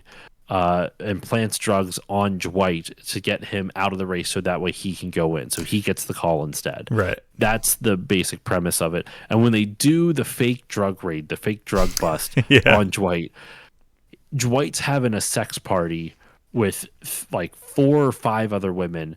They're all making out with each other, and Dwight is just sucking toe. He's just full on open mouth, insert foot. And like that actor was committing to the bit, dude. Oh, yeah. He was. Oh my god! Full on Tarantino'd it, sucking toe while he was filming.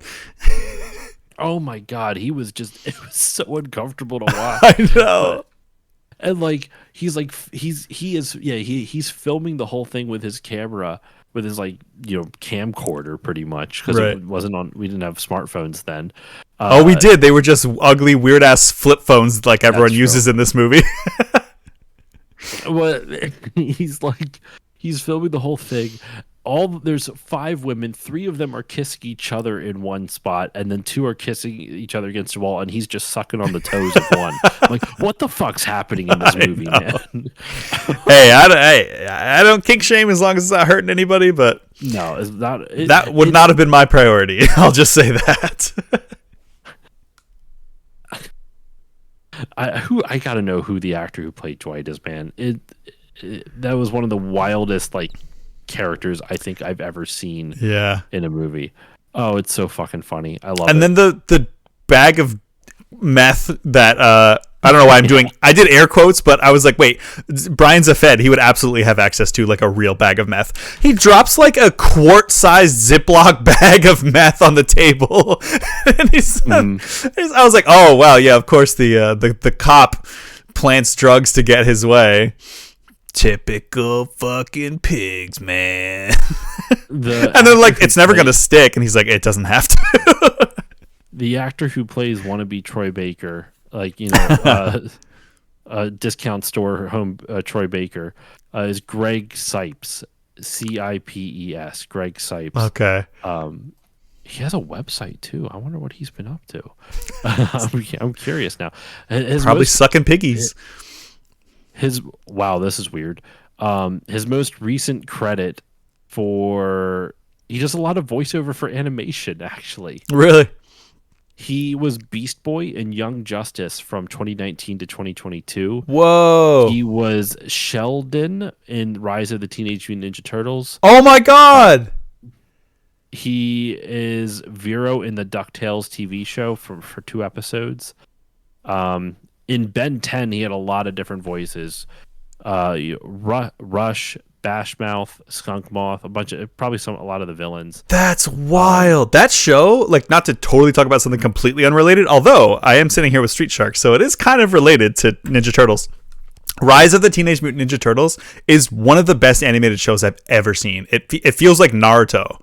Like, the animation quality is amazing, and the writing is great. In the 2012 through 2017 animated show, he voiced Michelangelo for TMNT. Oh, dude, this guy, 2012. Yeah, that fucking wannabe Troy Baker is no longer a wannabe. He Right. stepped up. What if it actually just was Troy Baker's like pseudonym? Right, he's just acting as this guy. Oh my lord, that is so funny. Oh my god, I feel bad. Know what's even funnier? Oh my god, this is so weird, dude.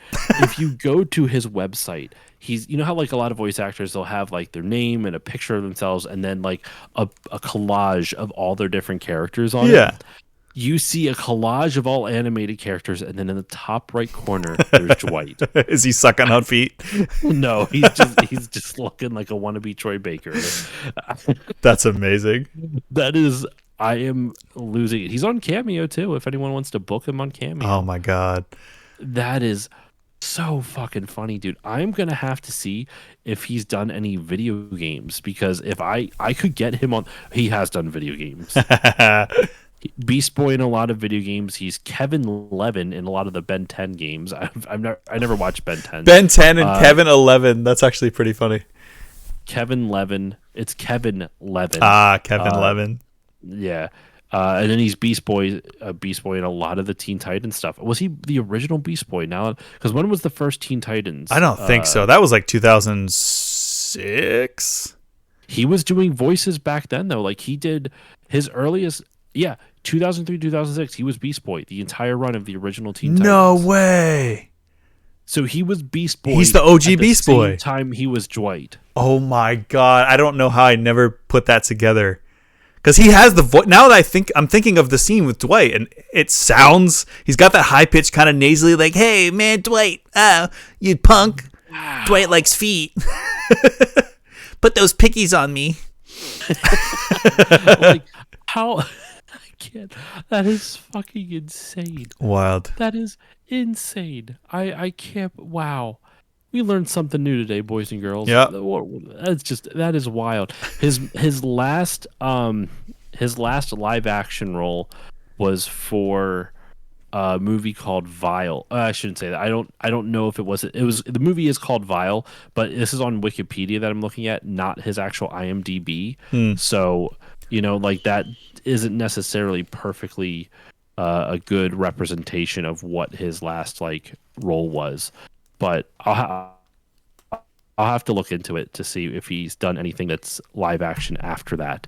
But that's still crazy, man. What a weird rabbit hole we just went down. Yeah.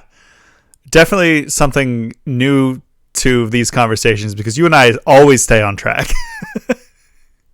Oh yes, absolutely. We never get off. Hey, but this is all germane to the movie. We're talking about an actor in the movie, so I think it counts. Yeah, it's fine.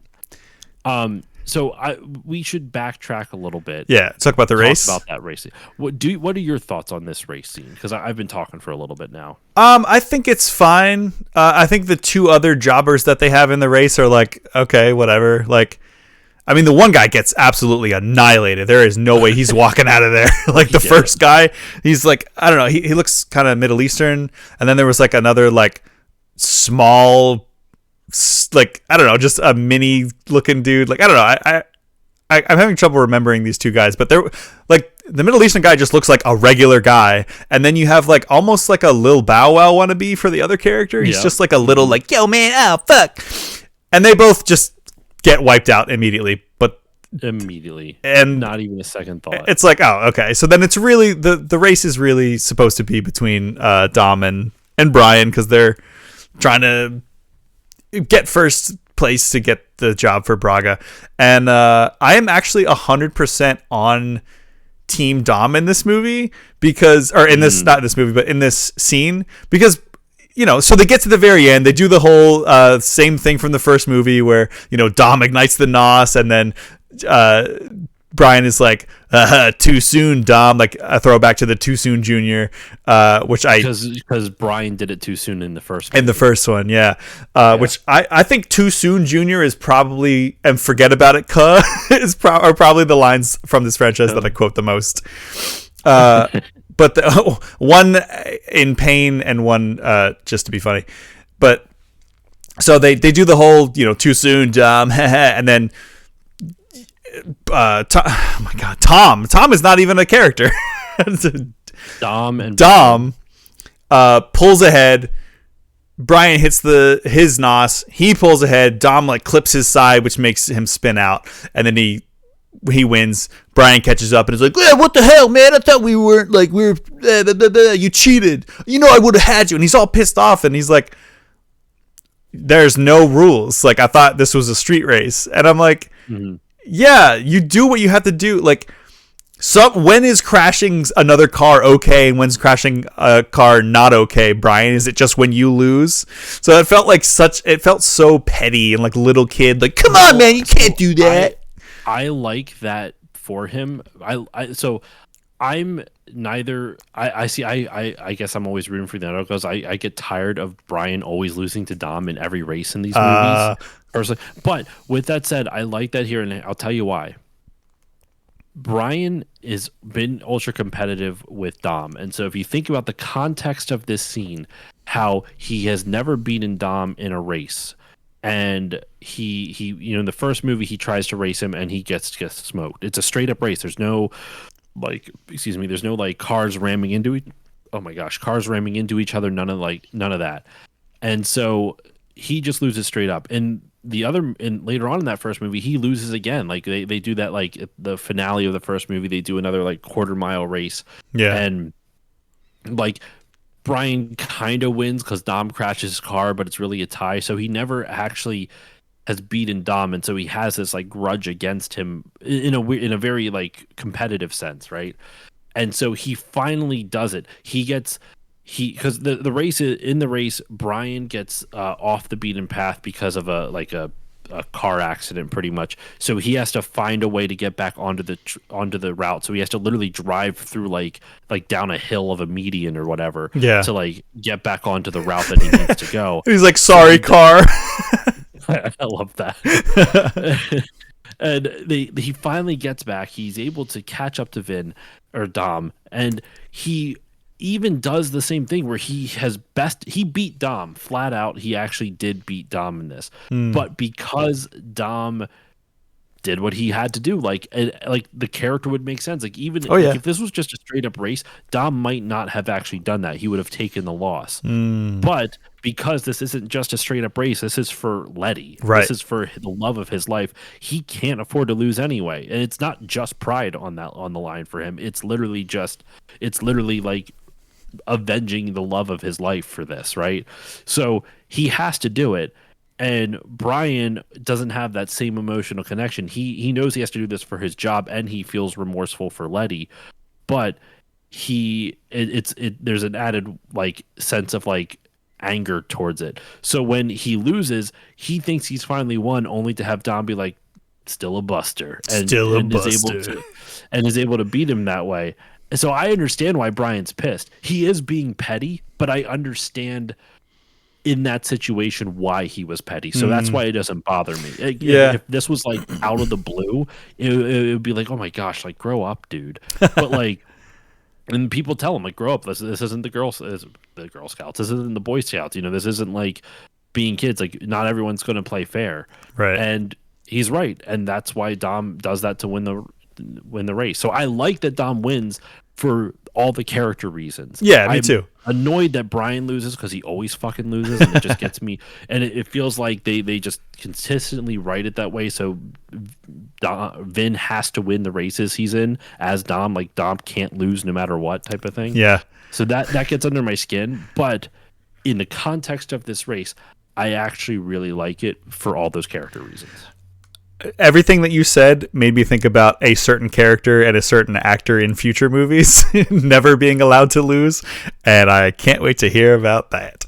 There was allegedly by the fifth movie, or at least the sixth one, maybe it was in all the lead actors' contracts that they could not lose a fight. Yes, at best they could tie. Yep. I don't know how true that is, but I would not be like I heard that on another podcast of like actors and whatnot, so it could be true, it could be not. I know for sure about a character that's introduced in the next one because it's all of his movies. It's not even just this franchise.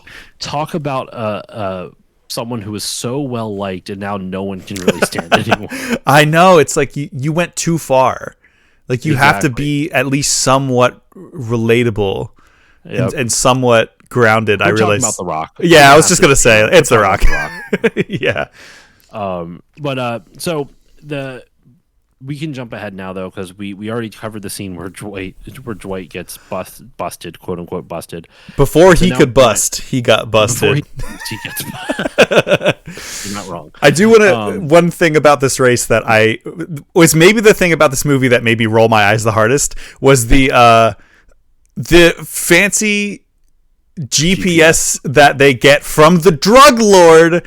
That's like you're running heroin, and this multi-million-dollar like this drug empire has just a bunch of shots of scantily clad women bouncing around like when you get to the finish line, and it's like, why would that be a thing? What that happened? You're trying to be inconspicuous. I know, it's like, what?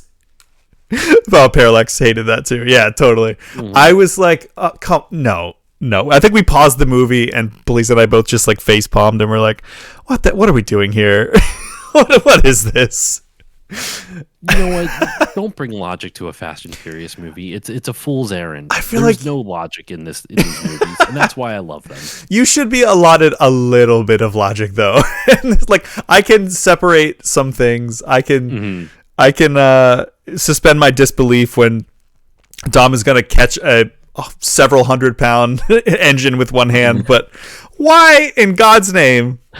Who programmed the GPS to just have a bunch of like sexy ladies jump out when you win, and it's like this glitchy kind of effect to be like, yeah, it's technology, ladies. It's so you cringy. Gotta have those booty shots, lots of booty shots in these movies. I guess, yeah.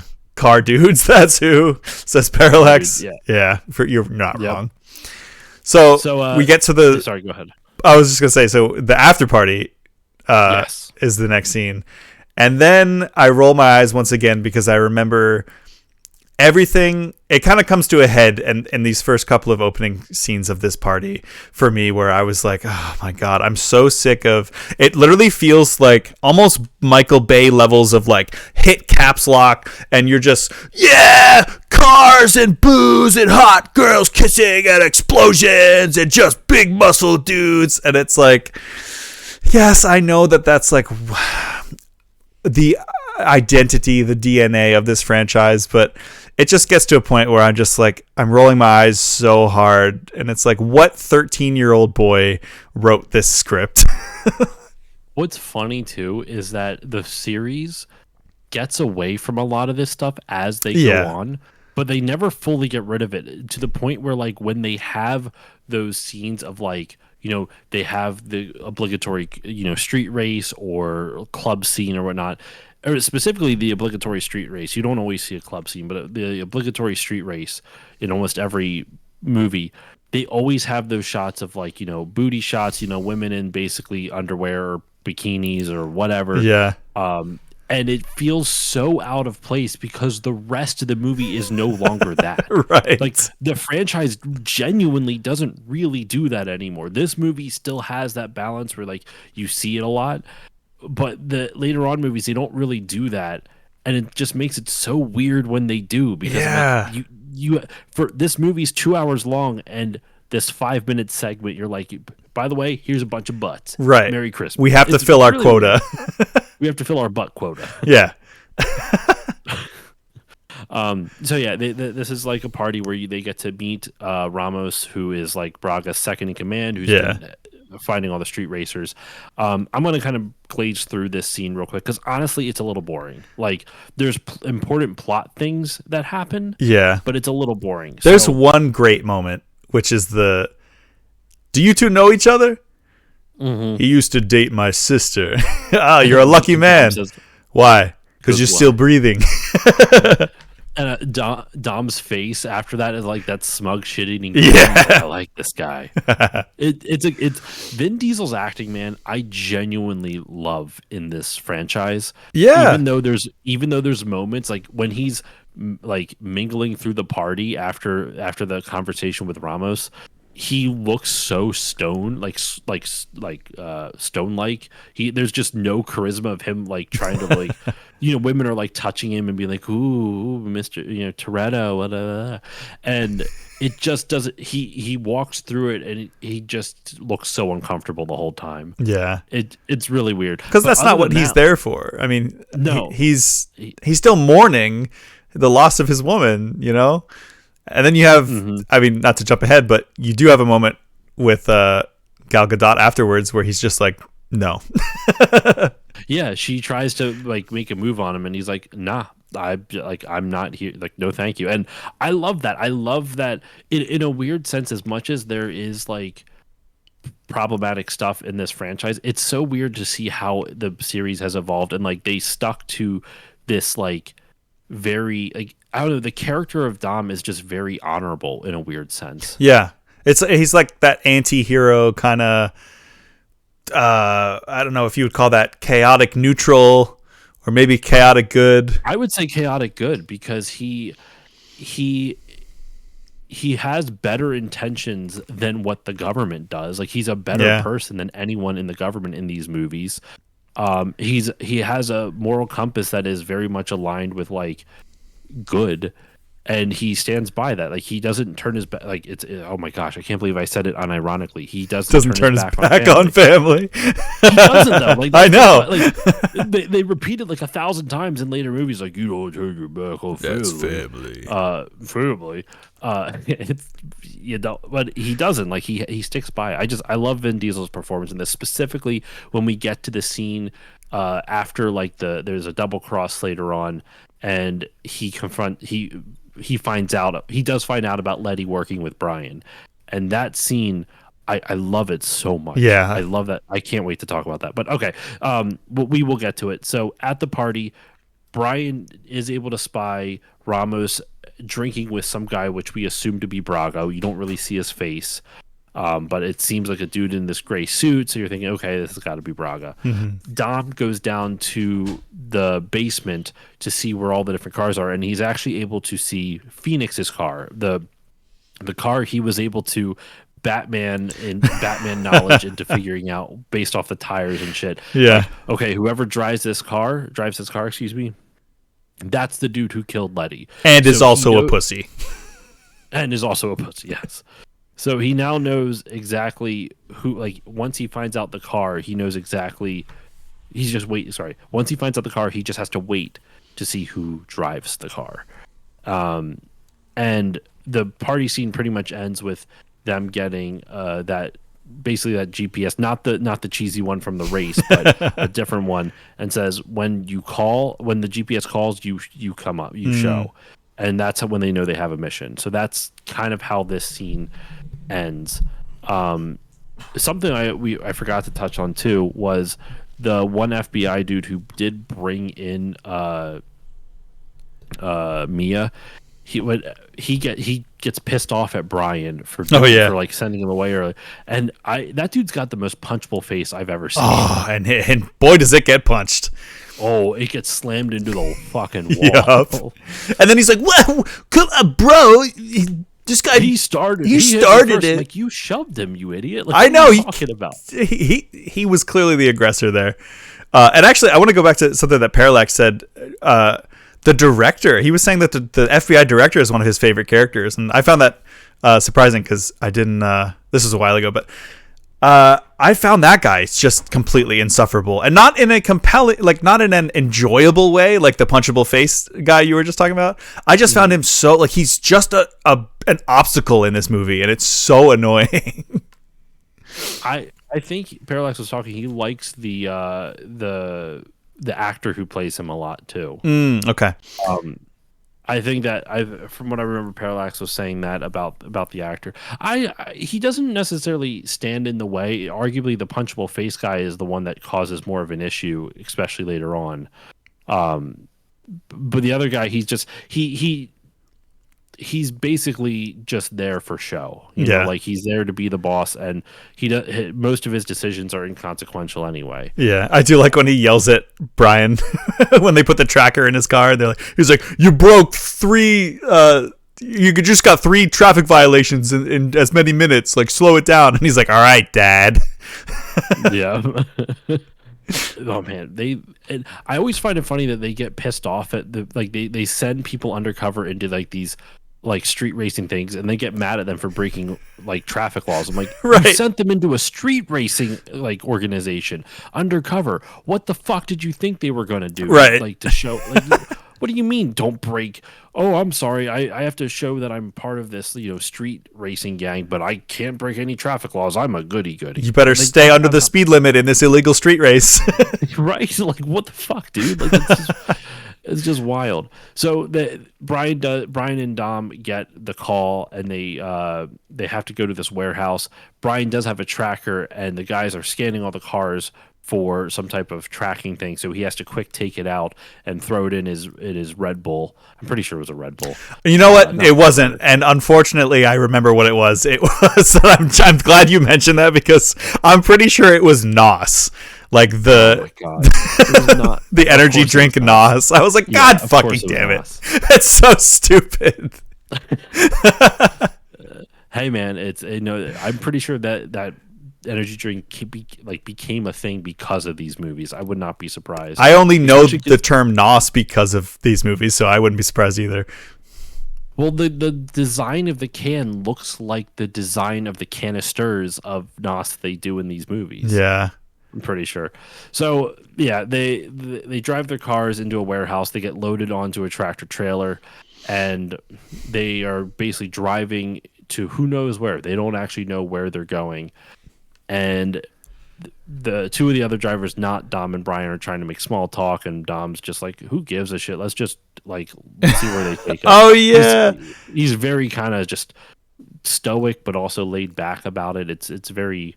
It's not odd. It's just a goofy choice, I think. I think he channels some of his my personal favorite role of Vin Diesel's, which is Richard B. Riddick from the Chronicles of Riddick movies. Yeah. That's totally a Riddick move right there with that line too, like, doesn't matter where we're going. All that matters is the journey, or something. Or he's like, it's not up to us anymore. It just says something. We're just along for the ride. We're just along for the ride. That's it. Yeah. And I'm like, Riddick, is that you? For such a badass character, Richard B. Riddick is one of the nerdiest names I've ever heard. It totally is. Like, the last name of Riddick is really cool, but like Richard B. Riddick, like giving him that middle initial, and the fact that his name's Richard. Dick Riddick. Kid Richard Dick Riddick. Yeah, that's probably why they stopped calling him that in the later movies. Just call him Riddick. But that first one still. Pitch Black is still a great movie, and Riddick is one of the coolest sci-fi characters of all time. I need to rewatch Chronicles of Riddick. I remember loving it, but now that I'm like thinking back on it, it just seems really cheesy. So I hated it when I first saw it because I just wanted another Pitch Black, and then the next one came out, which I think was just called Riddick, and I was like, oh, actually, Chronicles of Riddick wasn't so bad. Oh God, because scared to watch that. In a weird way, it goes back to a lot of what made Pitch Black good, but then there was a bunch of stuff that was just so dumb that I was like, okay, well, maybe we didn't need any more of these. Maybe we should have just stuck with the Pitch Black and then Butcher Bay. Those should be the only two pieces of Riddick media that exist. I need to play Escape from Butcher Bay, and I played a chunk of it and I never beat it, so I should really get around to. It's so good to play it. So they are brought across the border to Mexico, and this is where they get the shipment of whatever it is they're hauling, most likely drugs, obviously. Yeah. And then they have to find a way. This is where they basically get a way to bring the drugs back across the border. I think this scene's actually really cool. It's not believable, but it's really fucking cool. Like the way it's shot and everything. When they're like racing the cameras, you mean?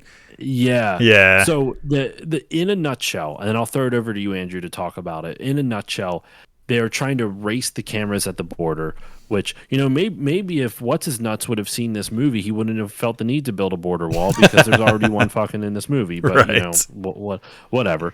Anyway, so they're racing the camera to get to what you find out is actually a secret tunnel built under some of the mountains, like some of the mountainous outcroppings. Wait. What? I did never realize it's a secret tunnel. Secret tunnel through the mountain. Yeah, it's a secret tunnel. Secret tunnel. Oh my god. I didn't realize that until this very moment when you said those string of words together. Yeah, it's a secret tunnel. They have like a piece of like plywood that's like painted to look like the rocks, Yeah. so you can't really tell. And it's also in a little cave setting. Um, and they drive through this underground system of tunnels, and it's really intense actually, considering all they're doing is driving and there's not really any like actual like action set pieces. But in a weird sense, I think in a really odd sense, I think it's actually world building. Like now Mm. you get this idea. It also sets up the final action set piece at the end of the movie. But I think even more importantly than that, like you kind of get this idea of like this cool type of, this is how smugglers are getting through. They have a series of tunnels that they just drive through, and it's Yeah. all like all built up. It's really cool looking. I don't know what it. I don't know how else to describe it. It's just really cool to me. But what are your thoughts on this scene? I like this scene. I think it's where it shines most is how stressful it is. Yes. Like there's a lot of scenes in the earlier movies where the cars are like, oh, and in this movie too, where they're in that first race where they're like, the one little guy is like, who's shutting down the streets? And they're like, no one, that's the point. And they're going through oncoming traffic and stuff. And that's really stressful. But them going through these tiny little, like really cramped caves with the beams in the middle of like these two lanes, that I found myself like shrinking inwards as I was watching this, like pulling my arms in, like so that I don't hit something, or like it's like when you're on a roller coaster and you put your hands up and you see like you're about to go into a tunnel and the tunnel is like 6 feet above, but you still pull your hands down because you're like, I got that feeling. I was like, no, no, don't do, They do a good job of conveying claustrophobia in the shots, and the skill of the drivers of like to be able to go at that speed, and you see how fast they're going when one of the cars crashes and just absolutely gets like mangled, or like there's one car that spins sideways and hits one of the posts and just absolutely wraps itself around it, and it's like they are booking it through here. And I think, well, I'll save any negative thoughts I have about this set piece for the end version of it, but this part I think is really successful in its simplicity. Like it's Fast and Furious is known for its ridiculous over the topness, but there's something really simple about this one where it's just like tiny cave, cramped quarters, like one wrong move and you're done for. Yeah. It's almost like the pod racing scene in episode 1 when they go into the cave and it's like there's dodging around stalagmites and stuff, and one of the little guys goes like, and he hits the thing and it just blows up and there's just parts everywhere. Impression of it. I also think, at least in Star Wars, doesn't the music go out for that scene too? If I remember correctly, I don't remember, because I think that makes it even more intense. Like you have all this music and it's very quiet, and all you see is just like going through the. I don't know. I could be misremembering that scene entirely though. Yeah, but no, I'm with you though. I think this is like incredibly effective, and it's really like I think that observation of it being really simplistic is.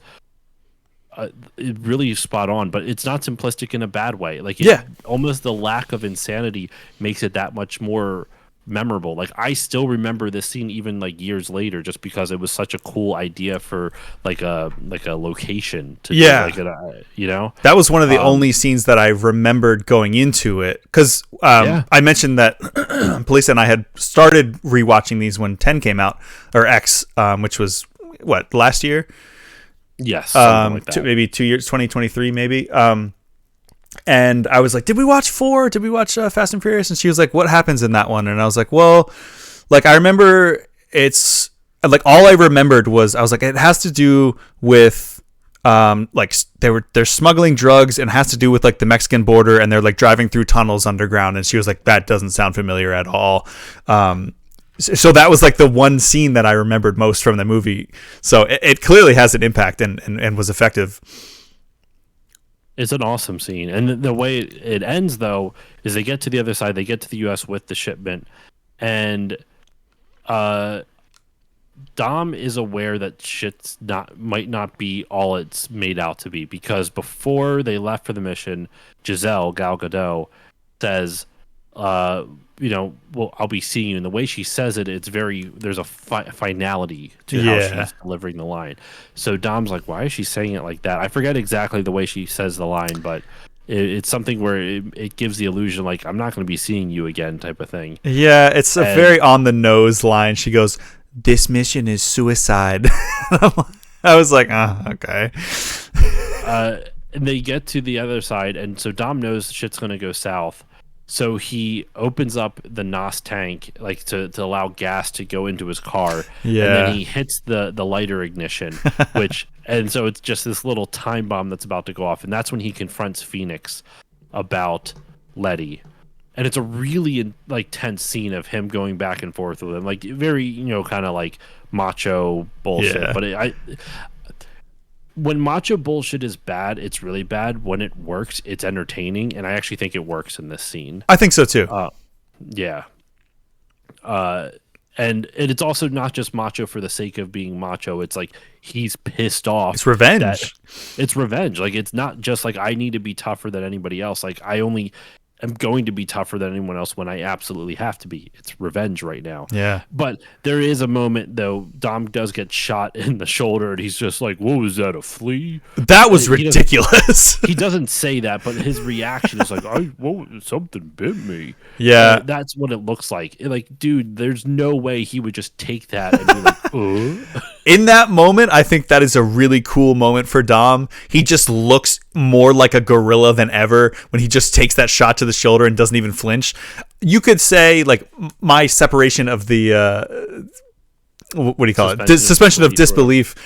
It goes far enough in that movie in that scene that I'm like, that was cool. However, afterwards, and this is one of my biggest pet peeves in movies, when a character gets like shot in the arm or like stabbed in the hand or something, and the rest of the movie they have a bandage or something, or maybe they're just bleeding, and they're still using that limb just as freely as ever, because in real life the actor is not hurt, but in the movie they're not like showing anything to show that there's a bullet hole in me right now. I shouldn't be moving this hand very much. And real quick for context, I realize we just went straight to Dom getting shot. What happens is that after he confronts Phoenix, his car explodes, which causes the distraction, and then all hell breaks loose, and people are shooting at each other and this and that. And he does not kill Phoenix. That does happen later in a fucking awesome way. Yeah. And Brian and Dom drive away. And Brian does call his boss over at the FBI, and he basically says like he's trying, like they have the money, they have Braga's money, and they want to set something up with him. And this is where Brian kind of tries to work out. He doesn't do it in this scene, but just for the sake of ease, because I don't remember exactly like the order in which it happens, Brian basically tries to strike up a deal with the FBI that in turn, for Dom's innocence and for his record to be wiped clean, is if they are able to bag Braga, then the slate will be wiped clean, right? That's the exchange. So if Dom's willing to help and bag Braga, then in return they will wipe his slate clean. Right. That's essentially what's happening here. So, but until then they're trying to set up the meeting with Braga. Brian and Dom actually hide the drugs in a vehicle on an impoundment lot for the FBI, and they're like, and Dom's like, "Are you sure they won't find it here?" He's like, "The last place they would check is their own compound lot. Like, why would they look anywhere else?" So honestly, a smart idea. Yeah. Can I have you take a quick pause? We're gonna spend our own disbelief here real quick. I just want to make sure that my recording for you is still going. Because I thought I heard something that... Okay, it's still going. Woo! Okay. I didn't want to lose all that. Okay. Oh, no, I lost your video. This is so weird. No. Okay, sorry. Go ahead. No, I heard a weird sound, and I was like, did I hit like a limit or something? But I don't think I did. Carry on. But, okay. So, they drop off the drugs at the FBI compound, and then they go to like some random shack in the middle of like Bumblefuck. Who knows? There's literally an oil rig outside, just like pumping oil. I'm like, what is this? Brian calls Mia, and Mia's gonna come to like basically dress Dom's wound and get the bullet out and all this other stuff. And this is the big reconciliation scene, but not in the way you would really expect it. They don't have a heartfelt talk. Like there's a little bit, Brian and Mia kind of start to reconnect again, and then you can see the spark that they're kind of interested in each other Oh still, yeah, despite everything. they were about to reconnect in that kitchen, Yeah. literally. Oh, yeah. But I love this scene where, it is a little weird. So they're at this like kind of random like shitty shack, and they're eating Chinese food and whatnot. Brian and me are talking, and I don't know why there's a box of evidence from Letty's murder there, unless this is like Brian's safe house that he's been going to, because it's where Brian's been living. Like, I don't understand exactly why there's a box of Letty's case stuff, like from her murder there. That's super random. I don't know if it's ever really addressed either. No, it's definitely not addressed, but I didn't even think about that. Yeah, like why is that there? But so Dom decides to look through the box. Regardless, like if they are able to fool you into thinking, not realizing that why is that box there in the first place, then that's pretty successful. It doesn't make sense why it's there, but if you don't even think about it, it's pretty damn good. Yeah. So Dom's looking through this box of evidence for Letty, and he sees a picture of him and her together, and he's like reminiscing, like obviously still like very much grieving, and he sees a manila envelope that says evidence on it, and inside is a phone, and the phone is somehow still has battery. Yeah. But granted, you know what, it was like one of those Nokia brick phones. It wasn't the same thing, but for all intents and purposes, it might as well have been. Yeah. And those things, last forever, as us millennials well know. Yep. We also probably have some kind of brain damage from the radiation that those things were given off. What are you talking about? I'm fucking fine. I'm not gonna have cancer. But he looks at the phone, sees the most recent phone call, and decides to call it. And Brian's phone in the next room rings. Mm-hmm. And this is where tensions boil over. And I love the scene just because Dom, he hears it. Well, first Brian looks at the phone to see who's calling me, sees that Letty's calling him. He goes, Yep. Oh fuck. shit. And he tries to tell him, like, Dom, let me explain. He's like, when were you going to tell me you were running Letty? Yeah. When were you going to? And this is one of the few times where I completely understand the straight to violence anger. Yeah. Like, this guy has been with you now for a large chunk of this movie, for days. He's been working on the same case as you, and the person who betrayed you once before, and then also now somehow did not tell you that his wife who was murdered, the love of his life who was murdered, was working with him. Like, you're keeping that information from him too. Yeah. Like, he's probably feels like such a rube at that point. Yeah, it's a second betrayal. Like, to him, it's a second betrayal without them even having really addressed or healed from the first one. Mm-hmm. So yeah, no wonder he went, that gorilla mode just comes right back out. And it's one of those. Sometimes I don't like it when, sometimes I feel like people write stuff off as like, oh, that's just toxic masculinity. To me, that's not, like, it's not an appropriate it's honestly, I kind of don't blame him for the reaction. I'll be honest, I don't. When, like, that person betrayed you twice, and just when you were thinking of you were getting back on track after the first betrayal, he betrays you even worse. Yeah. And you're still grieving for the person that he betrayed you with. Right. And there's a lot, and he clearly doesn't have healthy outlets to deal with his feelings. So it all just comes out. Yeah, that's true too. He doesn't really have a chance to, because it's just nonstop. But like, all of it comes out in this scene. And I love that this is when they reveal that the reason Letty was even working with Brian was that she just wanted Dom to come home. Yeah, she did it for you, Dom. She did it. Now, Paul Walker's performance in that moment, I don't think is great. She did it for you, Dom. She did it for you. I don't think he's that. I don't think he sells that line very well. Vin Diesel's reaction, though, is heartbreaking and pitch perfect. Yes. like just the amount of hurt and sadness in his eyes, like there's like the anger's gone at that point. It's just nothing but sad there. Yeah. And oh my god, it's such a good fucking scene. Yeah.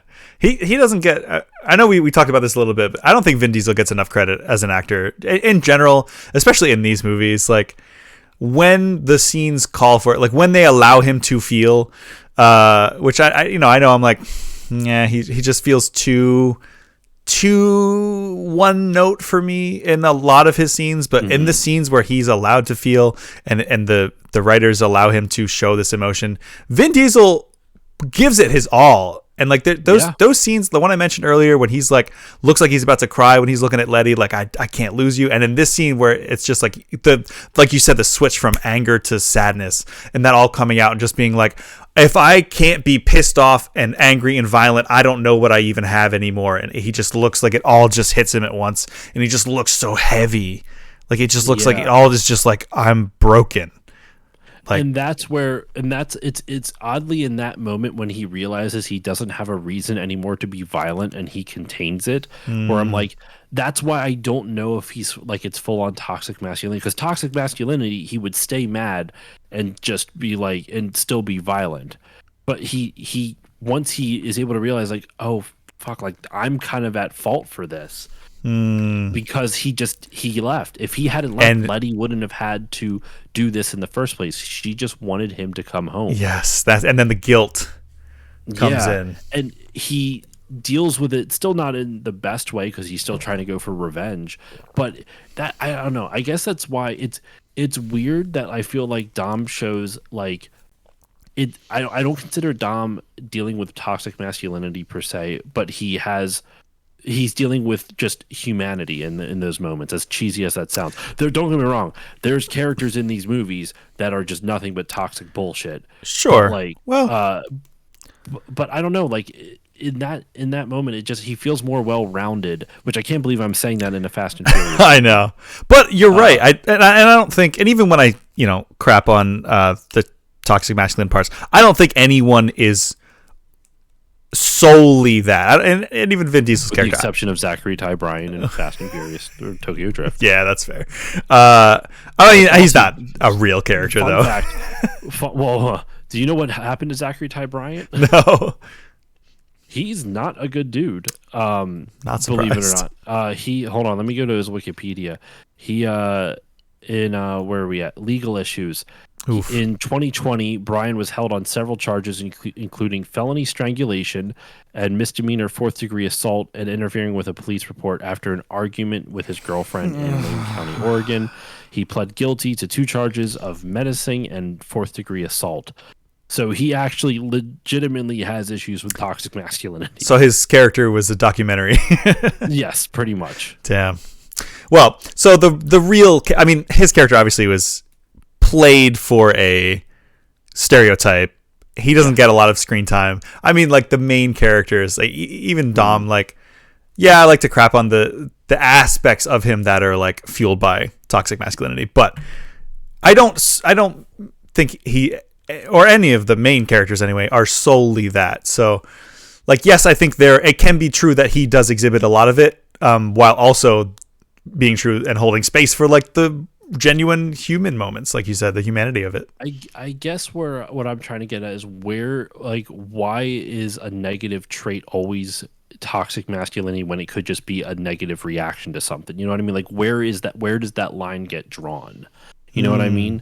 Like in the situations in this, I feel like it's like his anger reactions are from genuine things and not just from an inability to like constantly, like I think some of his decision making is flawed, but like you see other people do that type of shit all the time. They think they're protecting someone they love and they're making the wrong decision for it, right? Like that doesn't always have to lead back to toxic masculinity. It's just faulty logic or letting your emotions dictate your decision making. I don't know why I'm like because I'm not denying there's issues with it.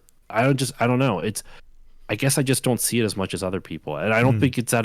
I don't know why I'm like sticking to it so much, because it's really not that important to this movie, you know. I think it's less of a commentary on this franchise and more just like kind of Hollywood in general. That's fair. The way That's that fair, yeah. action movie characters are portrayed are often through the lens of toxic masculinity. That is okay. I am 100% with you on that. Where your first reaction to something adverse happening is violence, and I'm gonna beat the shit out of anyone who gets in my way, and I'm gonna push people away, and the things that tend to come with that. And while you can have, I guess I'm saying it's not a all or nothing situation. Like. It's kind of just how movies are made. It's kind of just how Hollywood action stars are made. I guess it's just I get confused as to like anytime there is like that type of negative reaction, is it always toxic masculinity, And sometimes I feel like it shouldn't always be classified as that. It should just be, this is this character. Because like there's times when like Dom confronts someone and he could do something really stupid because he's so angry about it, but he holds it in because it's not what he is able to think it through and think it through rationally in that moment.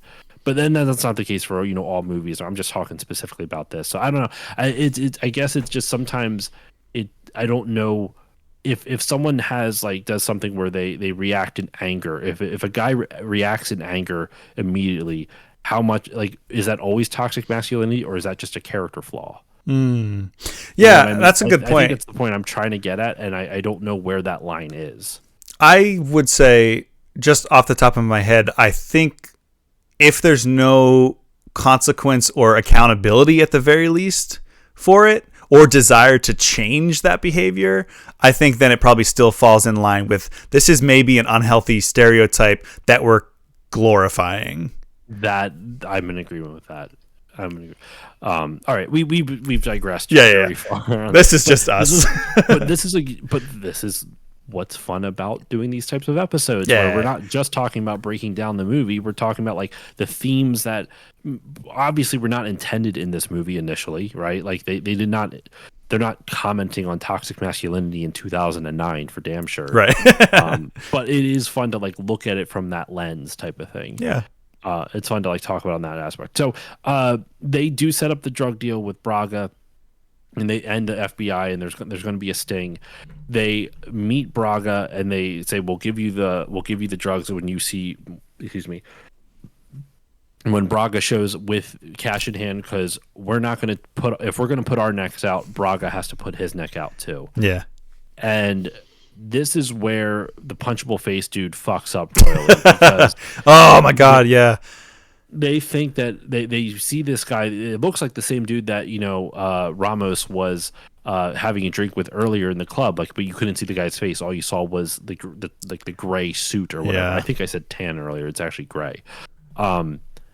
And Brian asked him a question like, so how was it growing up in the streets of whatever? And the guy just looks confused, like he doesn't know what's going on. And Brian's like, oh, I don't think we really have Braga here. Yeah. And the guy folds so hard so quickly. Yeah. Oh, he folds immediately. He's like, his facial reaction is like, I know. And Polisa clocked that so hard. As soon as the old dude steps out of the car, she's like, that's not him. I think the other guy is secretly Braga. And I was like, I can't say anything. I easily fall for that shit every time. Like when I watch a movie, obvious like that was foreshadowed early on, right? Yeah, and it just went right over my head. I usually do too, but I pick up on stuff that doesn't matter. You what? Sorry, I said I do that too. Like I fall for the really obvious ones, but then I'll figure out the really difficult ones, and I'm like, this doesn't make any sense.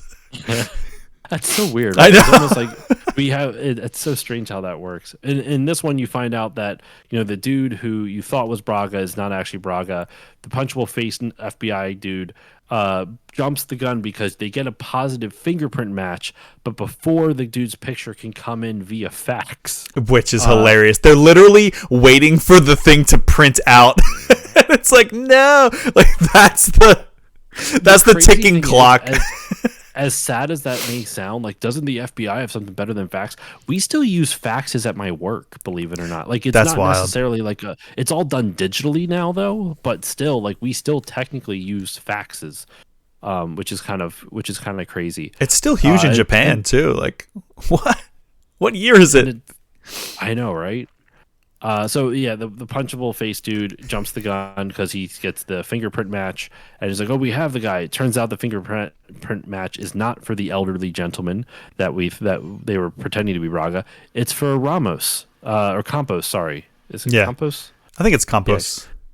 Yeah, it's Campos. I was saying Ramos for a whole bunch. I'm so sorry. It's Campos. Yeah, it's Ramon Campos. There we go. You just fused. Yeah, I just said Ramos. No, it's Campos. And Campos is actually Arturo Braga, who is the main villain. And as shit goes south with all the, the FBI agents come in and gunfires everywhere, Dom saves Giselle from Braga running her over with his car. Right. And that is just enough to basically, you find out in a little bit, that turns her pretty much. He's like, well, you saved my life, so now I'm willing to help you out because he was going to kill me anyway, so fuck him.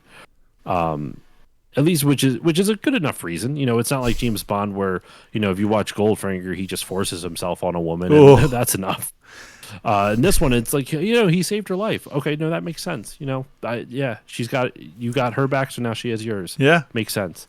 I would recommend any employee do that if their boss tries to murder them. Yeah.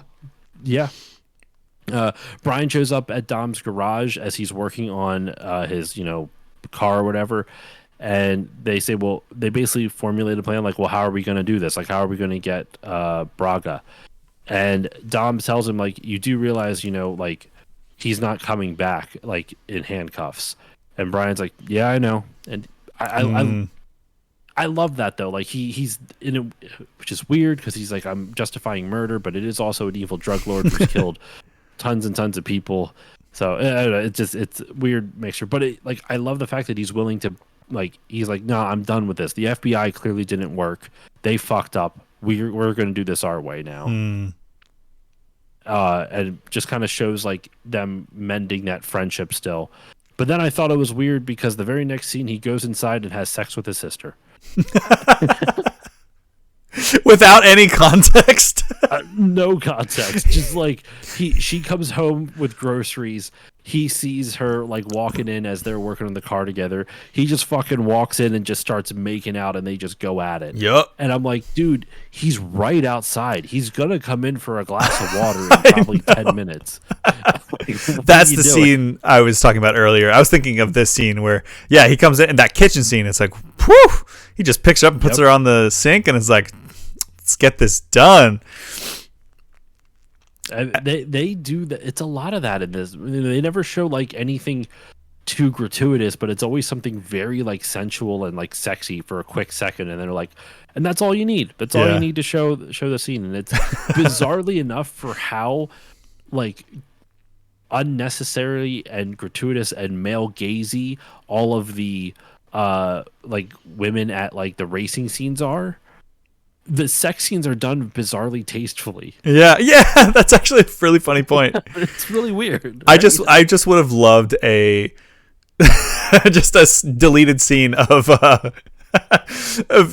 Dom walking in and then just, like, a push pull, like, moment where he's like, or, like, he, like, walks in, grabs a Corona off the counter and backs out slowly. Yeah, just like Homer Simpson through the. And then, like, afterwards, you just see him, like, staring out through the window, like a perv. Oh God, no! It's his sister. I know. It's fucked up. It's funny. Family. There's nothing important to family. As he's just jerking it outside to his sister. Family. There's nothing important. Family. No. Why did I? Oh gosh! And now I'm seeing the delayed reaction you're doing. That's a visual gag you can only get on the YouTube. For the listeners at home, I see when we do our stream, I can't see Andrew's camera just because of some technological bullshit. So I can see it if I'm watching the stream on Twitch, which means there is like a 2 to 3 second delay in our conversation to what I'm seeing live on the Twitch stream. So you'll just have to see it on his YouTube channel. Anyway. So we get to our final set piece here. Pretty much, they talk Giselle into telling them where Braga is at, and this is the final set piece of the movie. And I'm actually pretty happy on time. We're about on my recording we're about 2.5 hours in. I know there's about like 10 to 15 minutes of us setting up prior to that, so we're doing pretty good considering we're.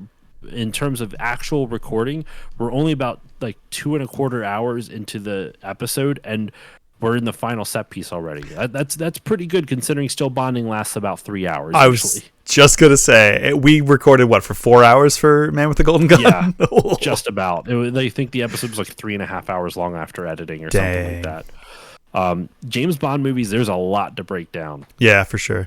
Just 'cause it's longer. But yeah, we are at the final set piece now. They meet Braga at a church in Mexico. He is bizarrely religious. He gets ashes put on his forehead and gives a bribe to the priest, I guess, as like forgiveness for his sins. Like I guess it's like it's a Catholic thing. I don't know. I'm not Catholic. So and what's weird is at first I would think like, okay, the priest here is in on like the drug business, but the way that he reacts when Braga gives him the money, he seems very kind of like nervous and like not like it doesn't feel like he's in on it. It feels like he's like, okay, thank you. Like he's nervous to take the money. Yeah, it feels like this is the first time. Either that or this is like he is giving him the money as like, if Braga's religious and he realizes he's doing all these like sinful things, but fuck it, he cares more about the money, so he'll just pay the church, pay his sins away. And that's what it genuinely feels like. It feels like he's paying his sins away to the church. Yeah, that's a good point. That's kind of like how I interpreted the scene. I don't know if that's actually what's happening, because the priest then just walks away. But I don't know, the priest's reaction, it just doesn't feel like he's part of this. Like if it looked like he was like, if he just played it smoothly the whole time, like, yes, thank you, Senor Braga, and blah blah blah. But the reason I don't think he's also part of it is because after the priest leaves, Braga just kneels there and is praying for like just by himself. Like it's very clear, like he truly believes this stuff. So it feels like he's remorseful in the sense that he's afraid of hell. No, he's not remorseful, I should say. He is religious in the sense that he's afraid of hell, but he's not remorseful in any of the shit that he does. So he's like, I'll just pay my sin away, and that's like, yeah, maybe he was paying the priest to leave and kind of turn a blind eye, because him and all his cronies were there. It seemed like that was like, maybe that was a, hey, this is going to be one of our bases of operation now, so you can leave, turn a blind eye. You don't see anything that you see outside with all my dudes in the trucks and the. But I don't know. There's not a lot of context given there. No, so I like to think I think it's an interesting character quirk of him trying to pay his sin away. I think that would make him a much more interesting character than just buying up a church to like do his evil deeds at, to run his operation out of. So they do actually, Dom has a chance to kill him here, and he can't bring himself to do it. He doesn't feel it. It very much feels like he wants to bring him to justice. I don't quite understand why, from a character perspective.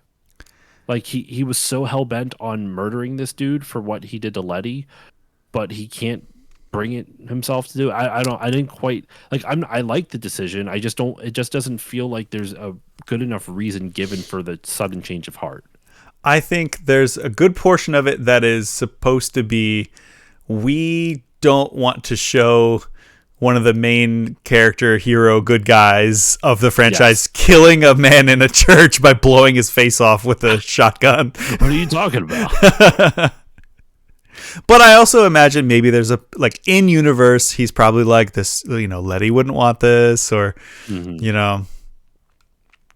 Yeah, no, I think it's probably closer to what you said. Like Letty wouldn't want this type of thing, and that's pretty much the logic behind it. Or I don't want to Um, be just as bad as this guy. If I kill that this could guy be it here, too. I'll be just like him, which is usually, you see that in movies a lot. Like, Mhm. don't kill him. If you do, you'll be no better than him. And then that's usually what turns the good guy around. And From coming, like, stops him from going over the edge type of thing. Yeah. I could see that with this. But this leads to the final chase where they're driving through the desert. Brian has Braga in his car. Dom is just in his own car, that fucking souped up whatever it is, because I don't know. Parallax, I'm sorry, I don't know cars at all. yeah, Uh, is the so BDS on his?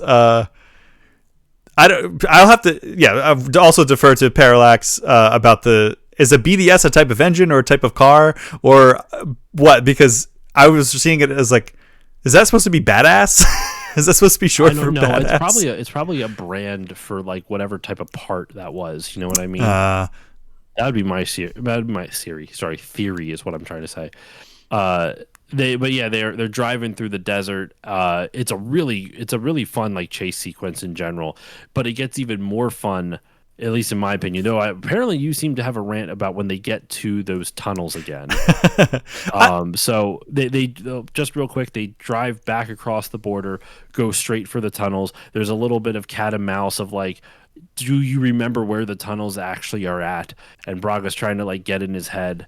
Uh, like, do you remember where it's at? Are you sure? And Brian's just like, he's not fucking around. He's not playing chicken. He just like goes for it. yeah, Which I thought was cool. And in the chase leading up to it, in like the open range of the desert, there's a lot of Mad Max style shit with like cars flipping and like Vin Diesel yeah, with his, Dom with his shotgun just shooting out tires, and it's fucking great. yes.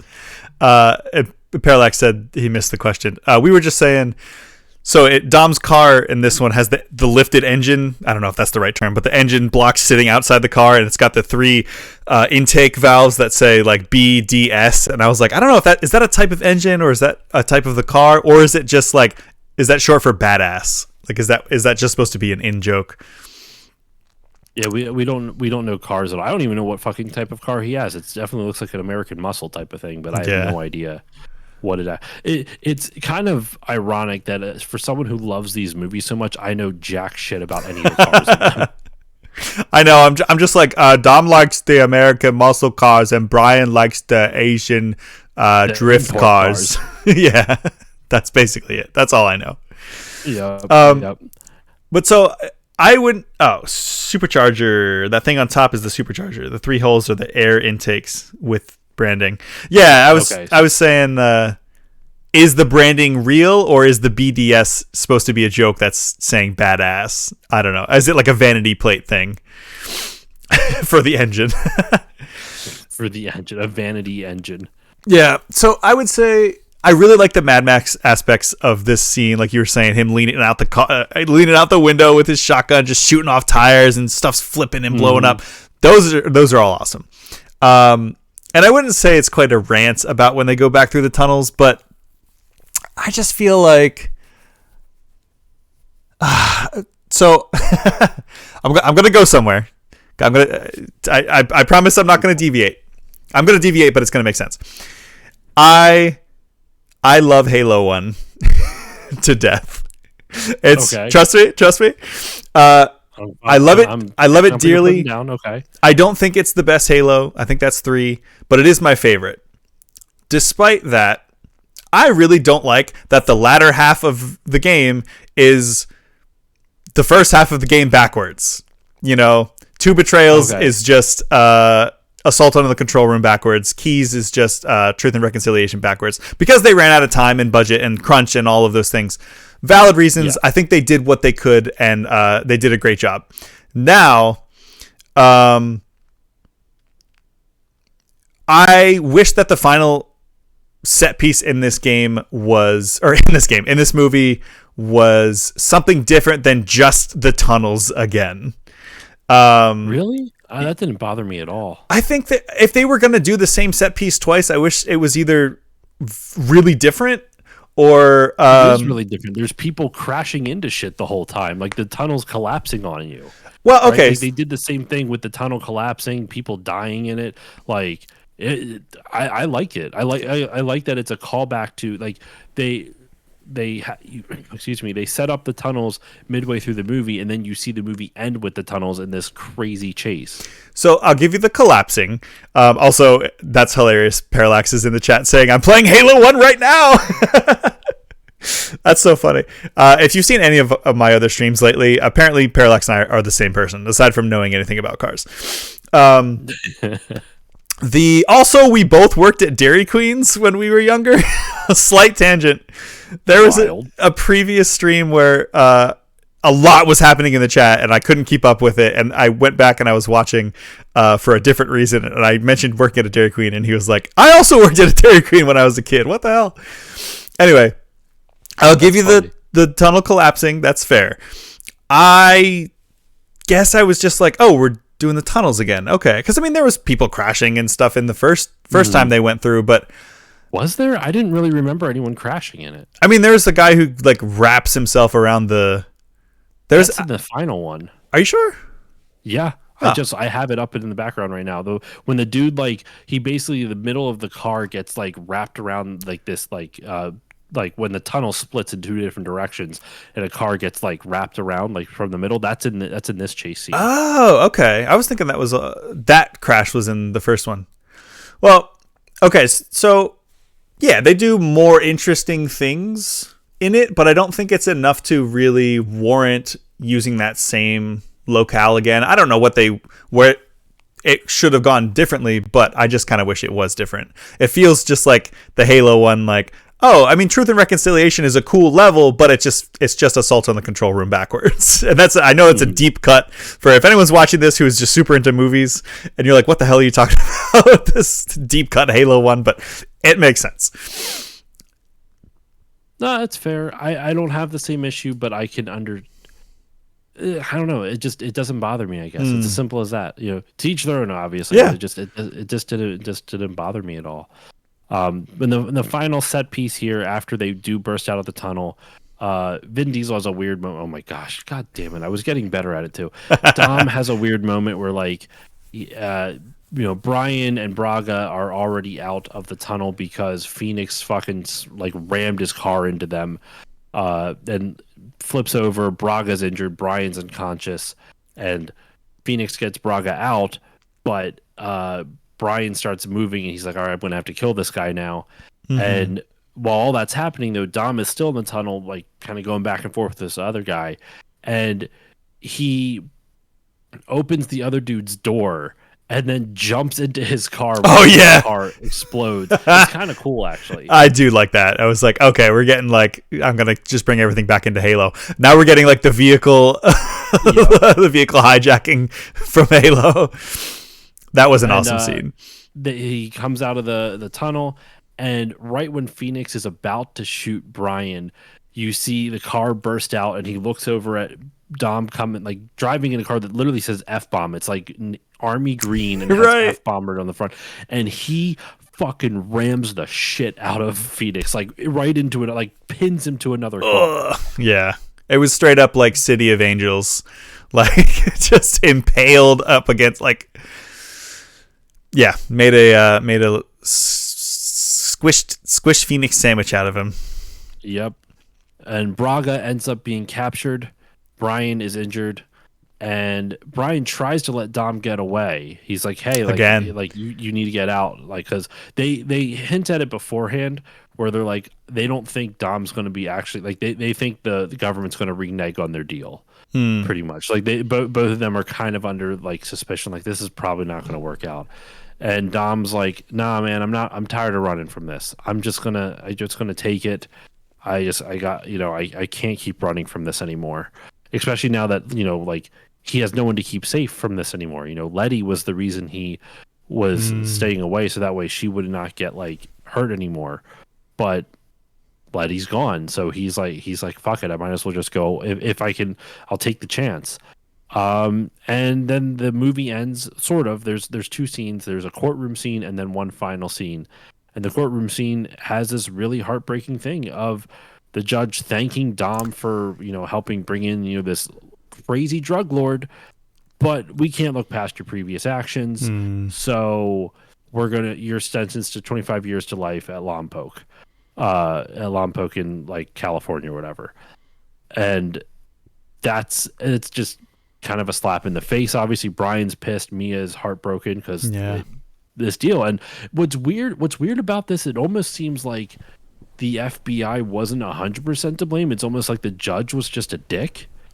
But like I'm not saying like it very much could have been the FBI just said nah, fuck the dude, and because you don't see the scene, you don't know one way or another. But the way it's portrayed in the movie, the judge is like, nah, you're going to jail still, and it doesn't feel like the FBI, like the way what they portray, it doesn't feel like the FBI actually reneged on the deal. It's that the judge was like, nah, I don't give a shit about the deal. You're still going to jail. I've altered the deal. Pray I don't alter it further. Pretty much. And then the final scene is Dom on a prison bus on the way to Lompoc, and then all of a sudden, what's that? What's that? You see a long shot of the bus driving away. Yeah. What's that? Oh, those are some nice looking cars that just came over the hill. I wonder what they're doing. Yep. You see Mia, Brian, Tego, and Don. Don and Tego from the beginning of the movie are back, and they are here to help break Dom out of the prison bus. It's a fucking awesome way to end the movie and sets it up for the fifth one. Yeah. The only criticism I have, how the fuck does Brian and Mia know Don and Tego? I guess that's true. Like, they never met them.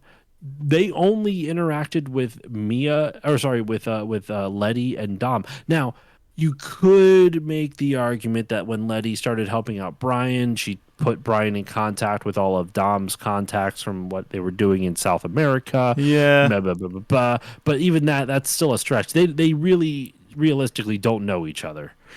I didn't even think about that. That's hilarious. This is also the first time, or correct me if I'm wrong, you know these movies better than I do. This is the first time that we see Mia behind the wheel, right? No. In the context where she's actually like going balls to the walls. In the context of she's actually like doing like stuff for the mission, not just like on a date or on something else, right? Yeah. Yeah, definitely.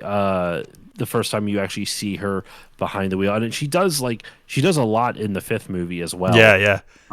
Which is cool. Which is awesome. It's like, okay, good. Finally, like giving her something to do aside from just be in the background and be like, Dom, don't do it. Brian, don't do it. I do love though what they. Because, like, for those, I mean, people, this isn't a spoiler per se. You'll have to find, for those who haven't seen it, you have to figure out how it happens. But, like, why Michelle Rodriguez is in the later movies as well. Because she's in the advertising. Like, you can't get away from it. Like, there's no, like, that's not necessarily a spoiler that she's in the later movies. You just have to see why.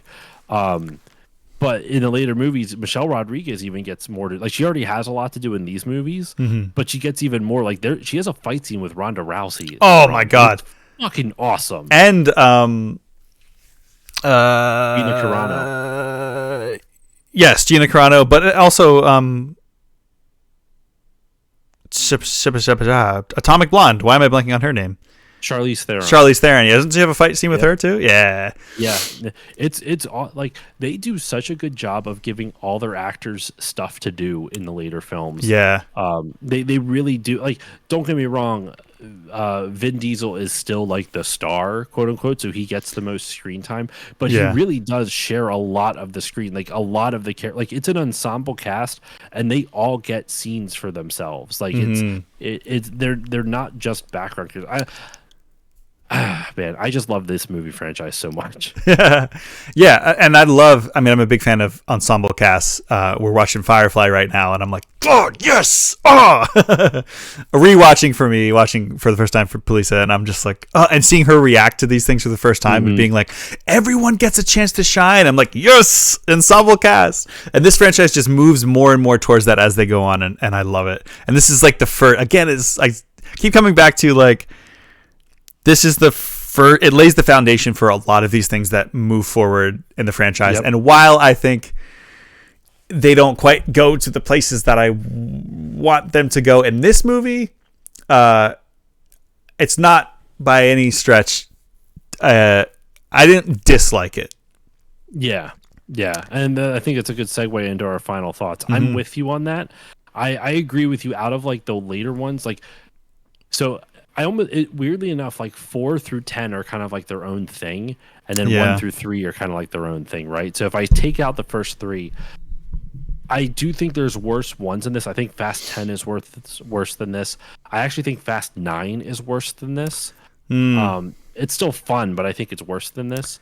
And then I think 5, 6, 7, and 8 are more fun and better than this. Like I'm like not in that order specifically, but yeah, I actually enjoyed rewatching this because it's not one that I watch very often. I usually watch the 5th or 6th one, or 7th. Those 3 are like my top tier ones. Those are my favorites. Yeah. But like this was still fun. It was still fun. It was still fun to rewatch and dissect. And I'm grateful you decided to peel off about 3. Like we're coming up on almost 3 hours of recording at this point. So. Nice. Dang. Yeah. The stream's been going for just under 3. Yeah. Yeah, it's fun. It's in my bottom, but it's like it's in my bottom, which is what she said. But it's not bad. I mean, it's like with any franchise, you have to have a least favorite, even if they're all. I don't even know if I want to say they're all good. They're all enjoyable. Yeah, they're all fun, enjoyable movies. I would say, I don't know if you know your like ranking off the top of your head, but as of right now in this moment, without thinking about it too hard, I think I would go, and without spoiling anything, I would say, what's the, just to remind me without spoiling anything, what are like the big set pieces of like 7, 8, and 9? Like, do we want to, 7 is the submarine, right? 8 is the submarine. Okay. 8 is the submarine. 7 has the parachute scene. It also has the big 3 towers in Dubai. Ooh, it also, right. Yeah. Yeah, I would say the big 3 towers in Dubai is like the biggest, like most memorable one. But there's other stuff. 8 has the submarine. 9 I can barely remember. Yeah, that's like, the space one, right? 9 I remember just John Cena. That's about it. Was it? Oh, right. John Cena plays Vin Diesel's brother. Yeah, his little brother. Isn't? Yep. Or no, is that his older brother? I forget. Don't remember anymore. I thought he was introduced in 10. No, he was introduced in 9. Okay. And then he comes back in 10, and Jason Momoa is introduced in 10. Gotcha. So. Okay, so I would say, without thinking about it super hard, from bottom to top, Fast franchise movies rankings, I would say you convinced me for certain that 2 I think is my least favorite. Although I really wanted to have, because Cole Hauser is the bad guy in 2. Yeah. He plays the bounty hunter that's after Riddick. Yes, he does. Yes. And I was like, I kind of wish we had gotten like them 2 reuniting on screen. So I would probably say at the bottom is 2. I would say 2X4, which is this one, Fast and Furious. 9. 1.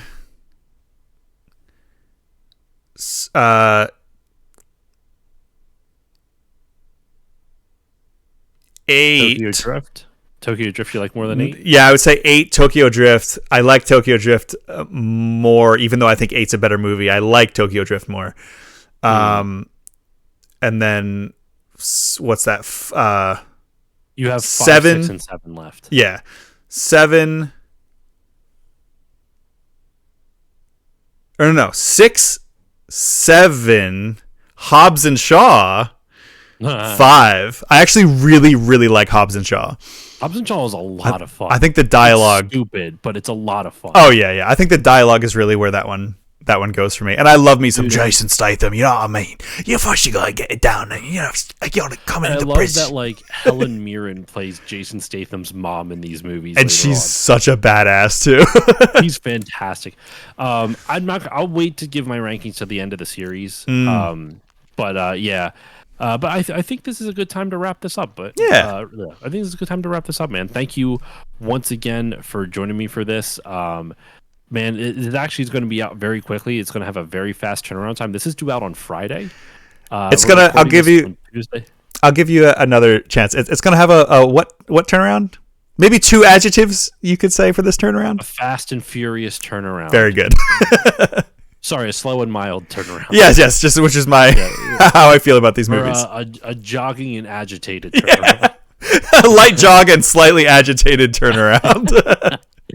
But yeah, no, thank you once again for joining me, man. For the listeners, I know people who are watching this on YouTube or on Twitch know where you're at, but for the listeners over on my Patreon, where can the good people find you online? And what would you like to promote? I would like to, I suppose, promote my channel slash, I don't know, sure what to call it, my online presence in all kinds of nerd culture, I guess I would say. It's called The Experience Point. You can find me across all the social medias at The Experience Point, which is TheExpPoint. Twitch and YouTube and TikTok are probably my primary ones. But yeah, if you want to follow those things, I cover more than just movies like you're listening to now. We cover video games and have plans to branch out into even more content. But I stream Monday, Tuesday, Wednesday, Friday on Twitch. And Tuesdays, if you don't know by now, is Talk Tuesdays, where I'm usually joined by our fine... I almost brought it back to the beginning and said fine furry friend. I don't know why. My fine, slightly furry friend, Josh Koval here on Talk Tuesdays. And we talk all kinds of things. So if any of that sounds cool to you, check us out. And I will just say, watch Street Sharks. There we go. Normally I wouldn't give my own plugs because this is on my Patreon. So if you patrons know where to find me, you're already there. Thank you for being patrons. For the people who are over on YouTube or maybe watching this on Twitch as we're recording this live,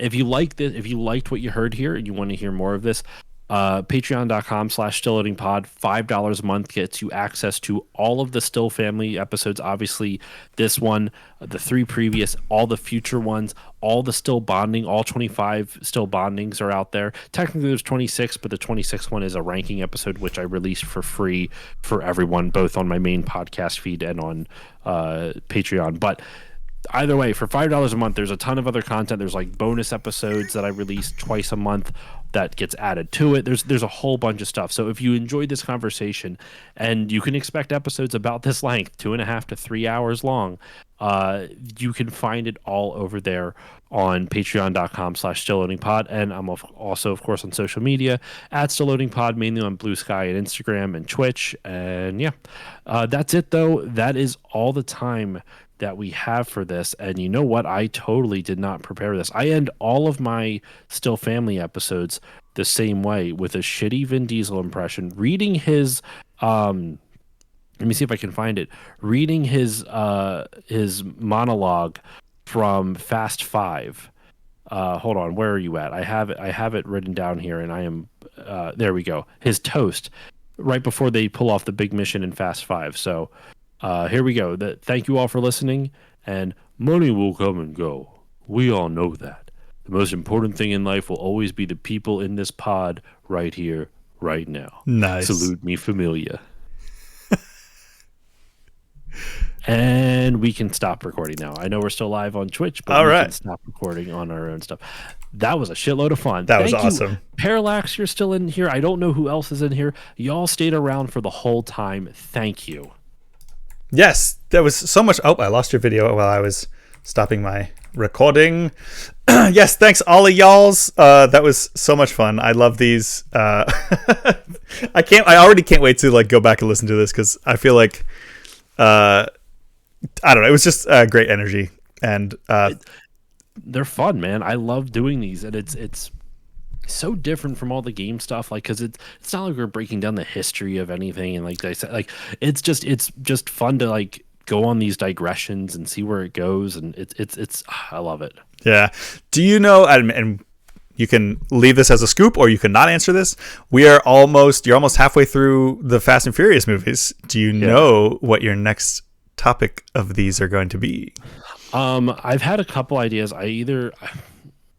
I'm debating doing a couple one-offs instead Mm. of like a series. I was thinking doing like a series of martial arts ones that aren't connected in a series of movies. Just do, Ooh. like maybe like a Jackie Chan and then a Tony Jaa and then Oh yeah. you know what I mean? Like maybe do like 4 episodes in a row, where we do like four episodes back to back where it's like some of my favorite martial arts movie actors. And then the other ones I was thinking of, which would be much shorter series, but I want to do them. The Mighty Ducks, Oh wow. um, Mighty Ducks, Three Ninjas. Okay. I also want to probably do. Man, those were the next ones. Honestly, off the top of my head, Mm. were those ones right there. I don't want to ever do Marvel. I don't Yeah. know. I just like there's even if they weren't too many, it's just I'm tired of them. Yeah. Like I'm It, just so tired. And plus, those types of podcasts have been done to death. that's Like true. there are Yeah. 1,000 Marvel movie podcasts.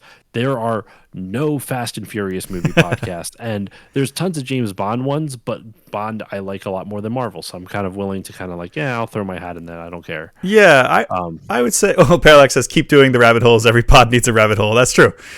I would say if and that's a big if you want to do Marvel, I would just say stick to the Infinity Saga. Like just only go up yeah. to Endgame. It's still gonna be like 10 plus movies, but it's before it was when it all actually felt cohesive. Now, real quick, if you don't mind, could you start, well, because I'm not saying we have to end this just yet, but like, could you start exporting that audio already? Because I need to start editing it tomorrow. Damn. Yeah, definitely.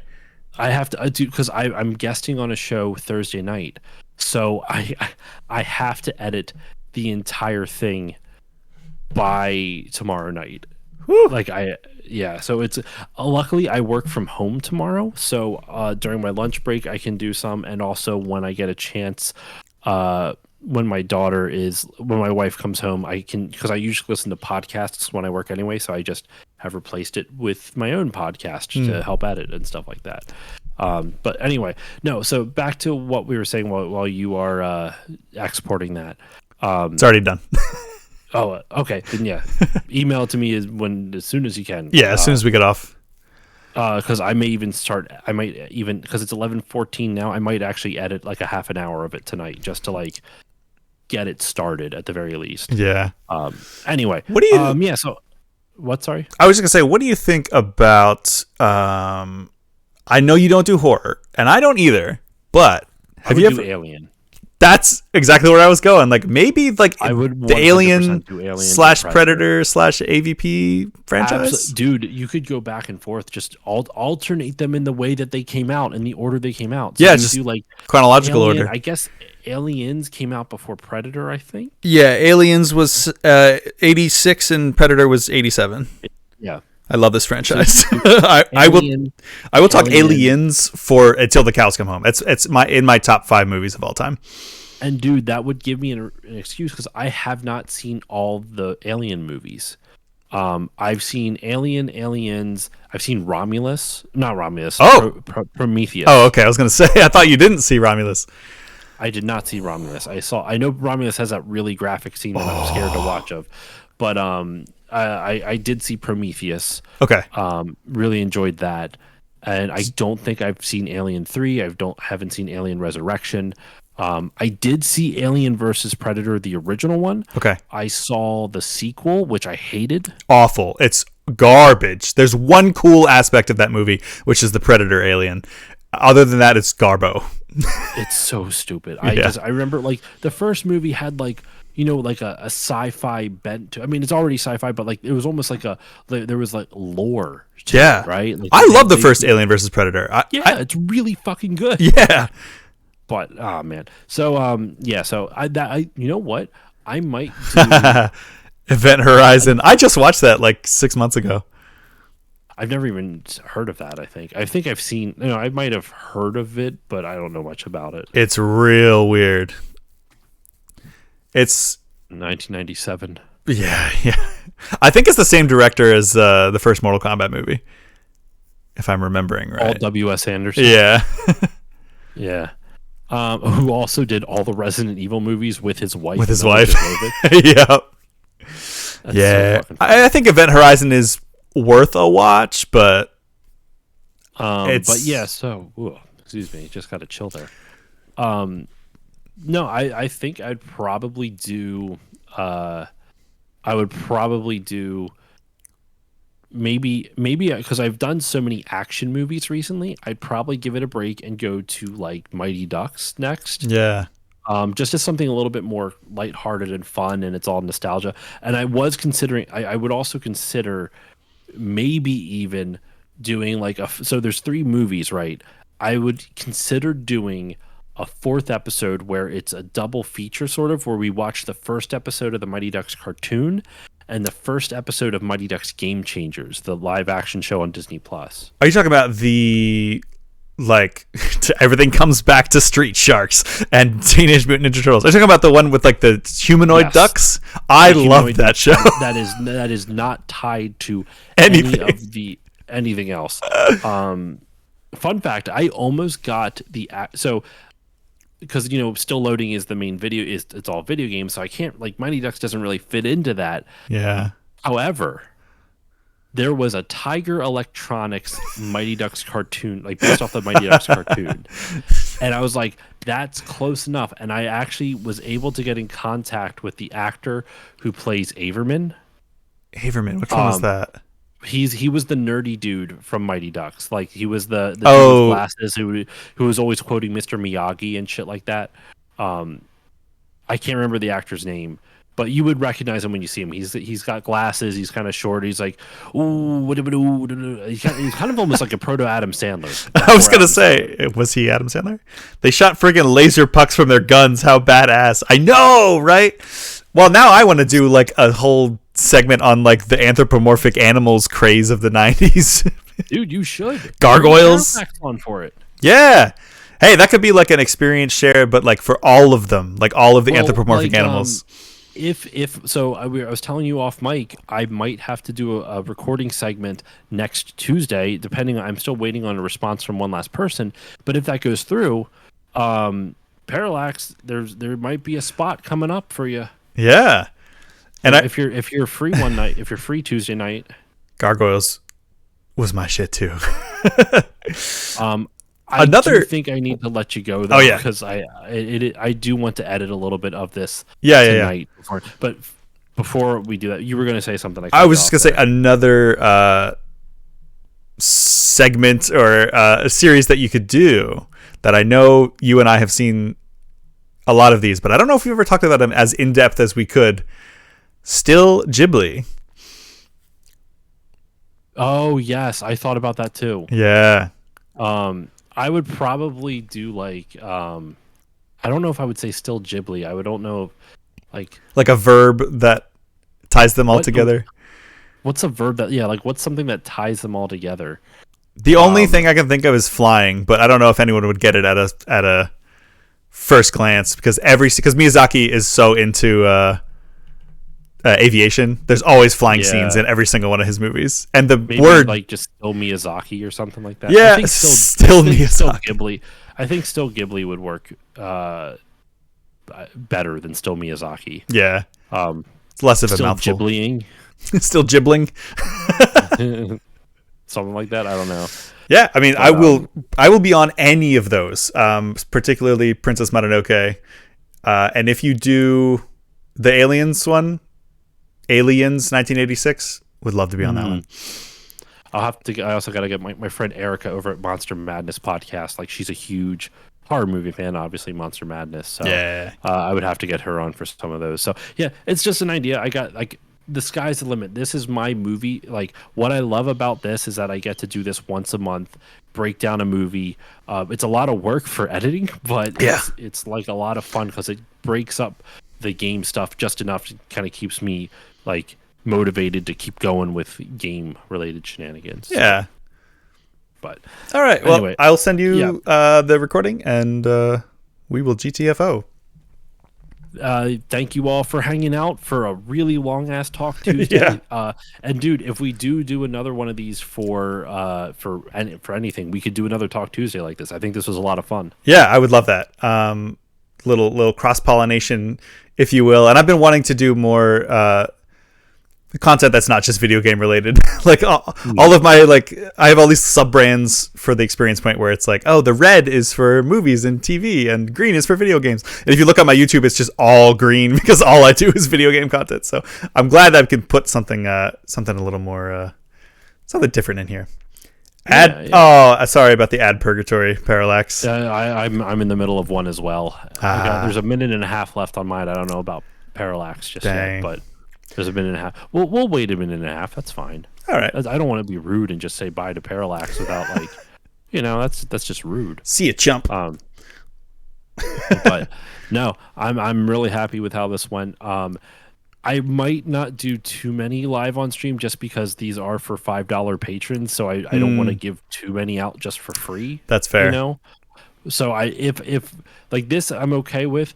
Maybe if we do like one per big series, like if we do an Aliens one, an Alien one or something like that, like that would be totally cool. Because then it also is like a little bit of a teaser for people, like hey, this is what you can look forward to. Like, there's a lot more content than what you're getting here. So I think releasing stuff for free sometimes is okay. I just don't want to do it too often because then I would feel bad for the people paying the money and not getting the value. Right, for sure. Yeah, no, that's totally fair. I still have 30 seconds left to ads. These things are ridiculous. Well, you can see what what's subscribing here on the twitch.tv/The Experience Point gets you. It's no freaking ads, which apparently... I was actually going to subscribe, but my Prime sub doesn't become available for another 6 days. Ah, well, yeah. I can wait 6 days, I suppose, if I have to. You'll be the third subscriber because... Wub, who was in there earlier, was number 1, and they gifted one to General Onox, who is, I guess, number 2 technically. So, and the first 10 subscribers get a cool little one by their name, which is cool. And really cool. Eventually, once oh my god, I just started my second job, so when I can have the time and money to commission some cool art, I'm gonna make some. Badges and emotes and stuff. Yeah. Just as another little thank you. Gonna have to cheat still loading to sub to experience this Prime sub. I will humbly accept that cheat, Parallax. It's okay. But anyway, yeah, we got to get going. We hung around Parallax just so that way you wouldn't have to say, we wouldn't say bye in the middle of an ad and you'd come back and be like, where is everybody? I'm gone. But anyway, yes, have a good night, y'all. Andrew, thank you once again, and I will hopefully edit about a half an hour of this tonight. Alrighty, I will send it your way. Thank you for having me on the Still Loading Pod, and thank you everyone for watching. Thank you guys, thank you gals, thank you non-binary pals. Good night, Parallax. Have a good night. Take care of yourselves, take care of each other, go to therapy, and watch. I already said Street Sharks, so this time I'll say something that I said earlier in the episode. Watch Rise of the Teenage Mutant Ninja Turtles. It's amazing. Have a good night. Amazing. Night. Peace.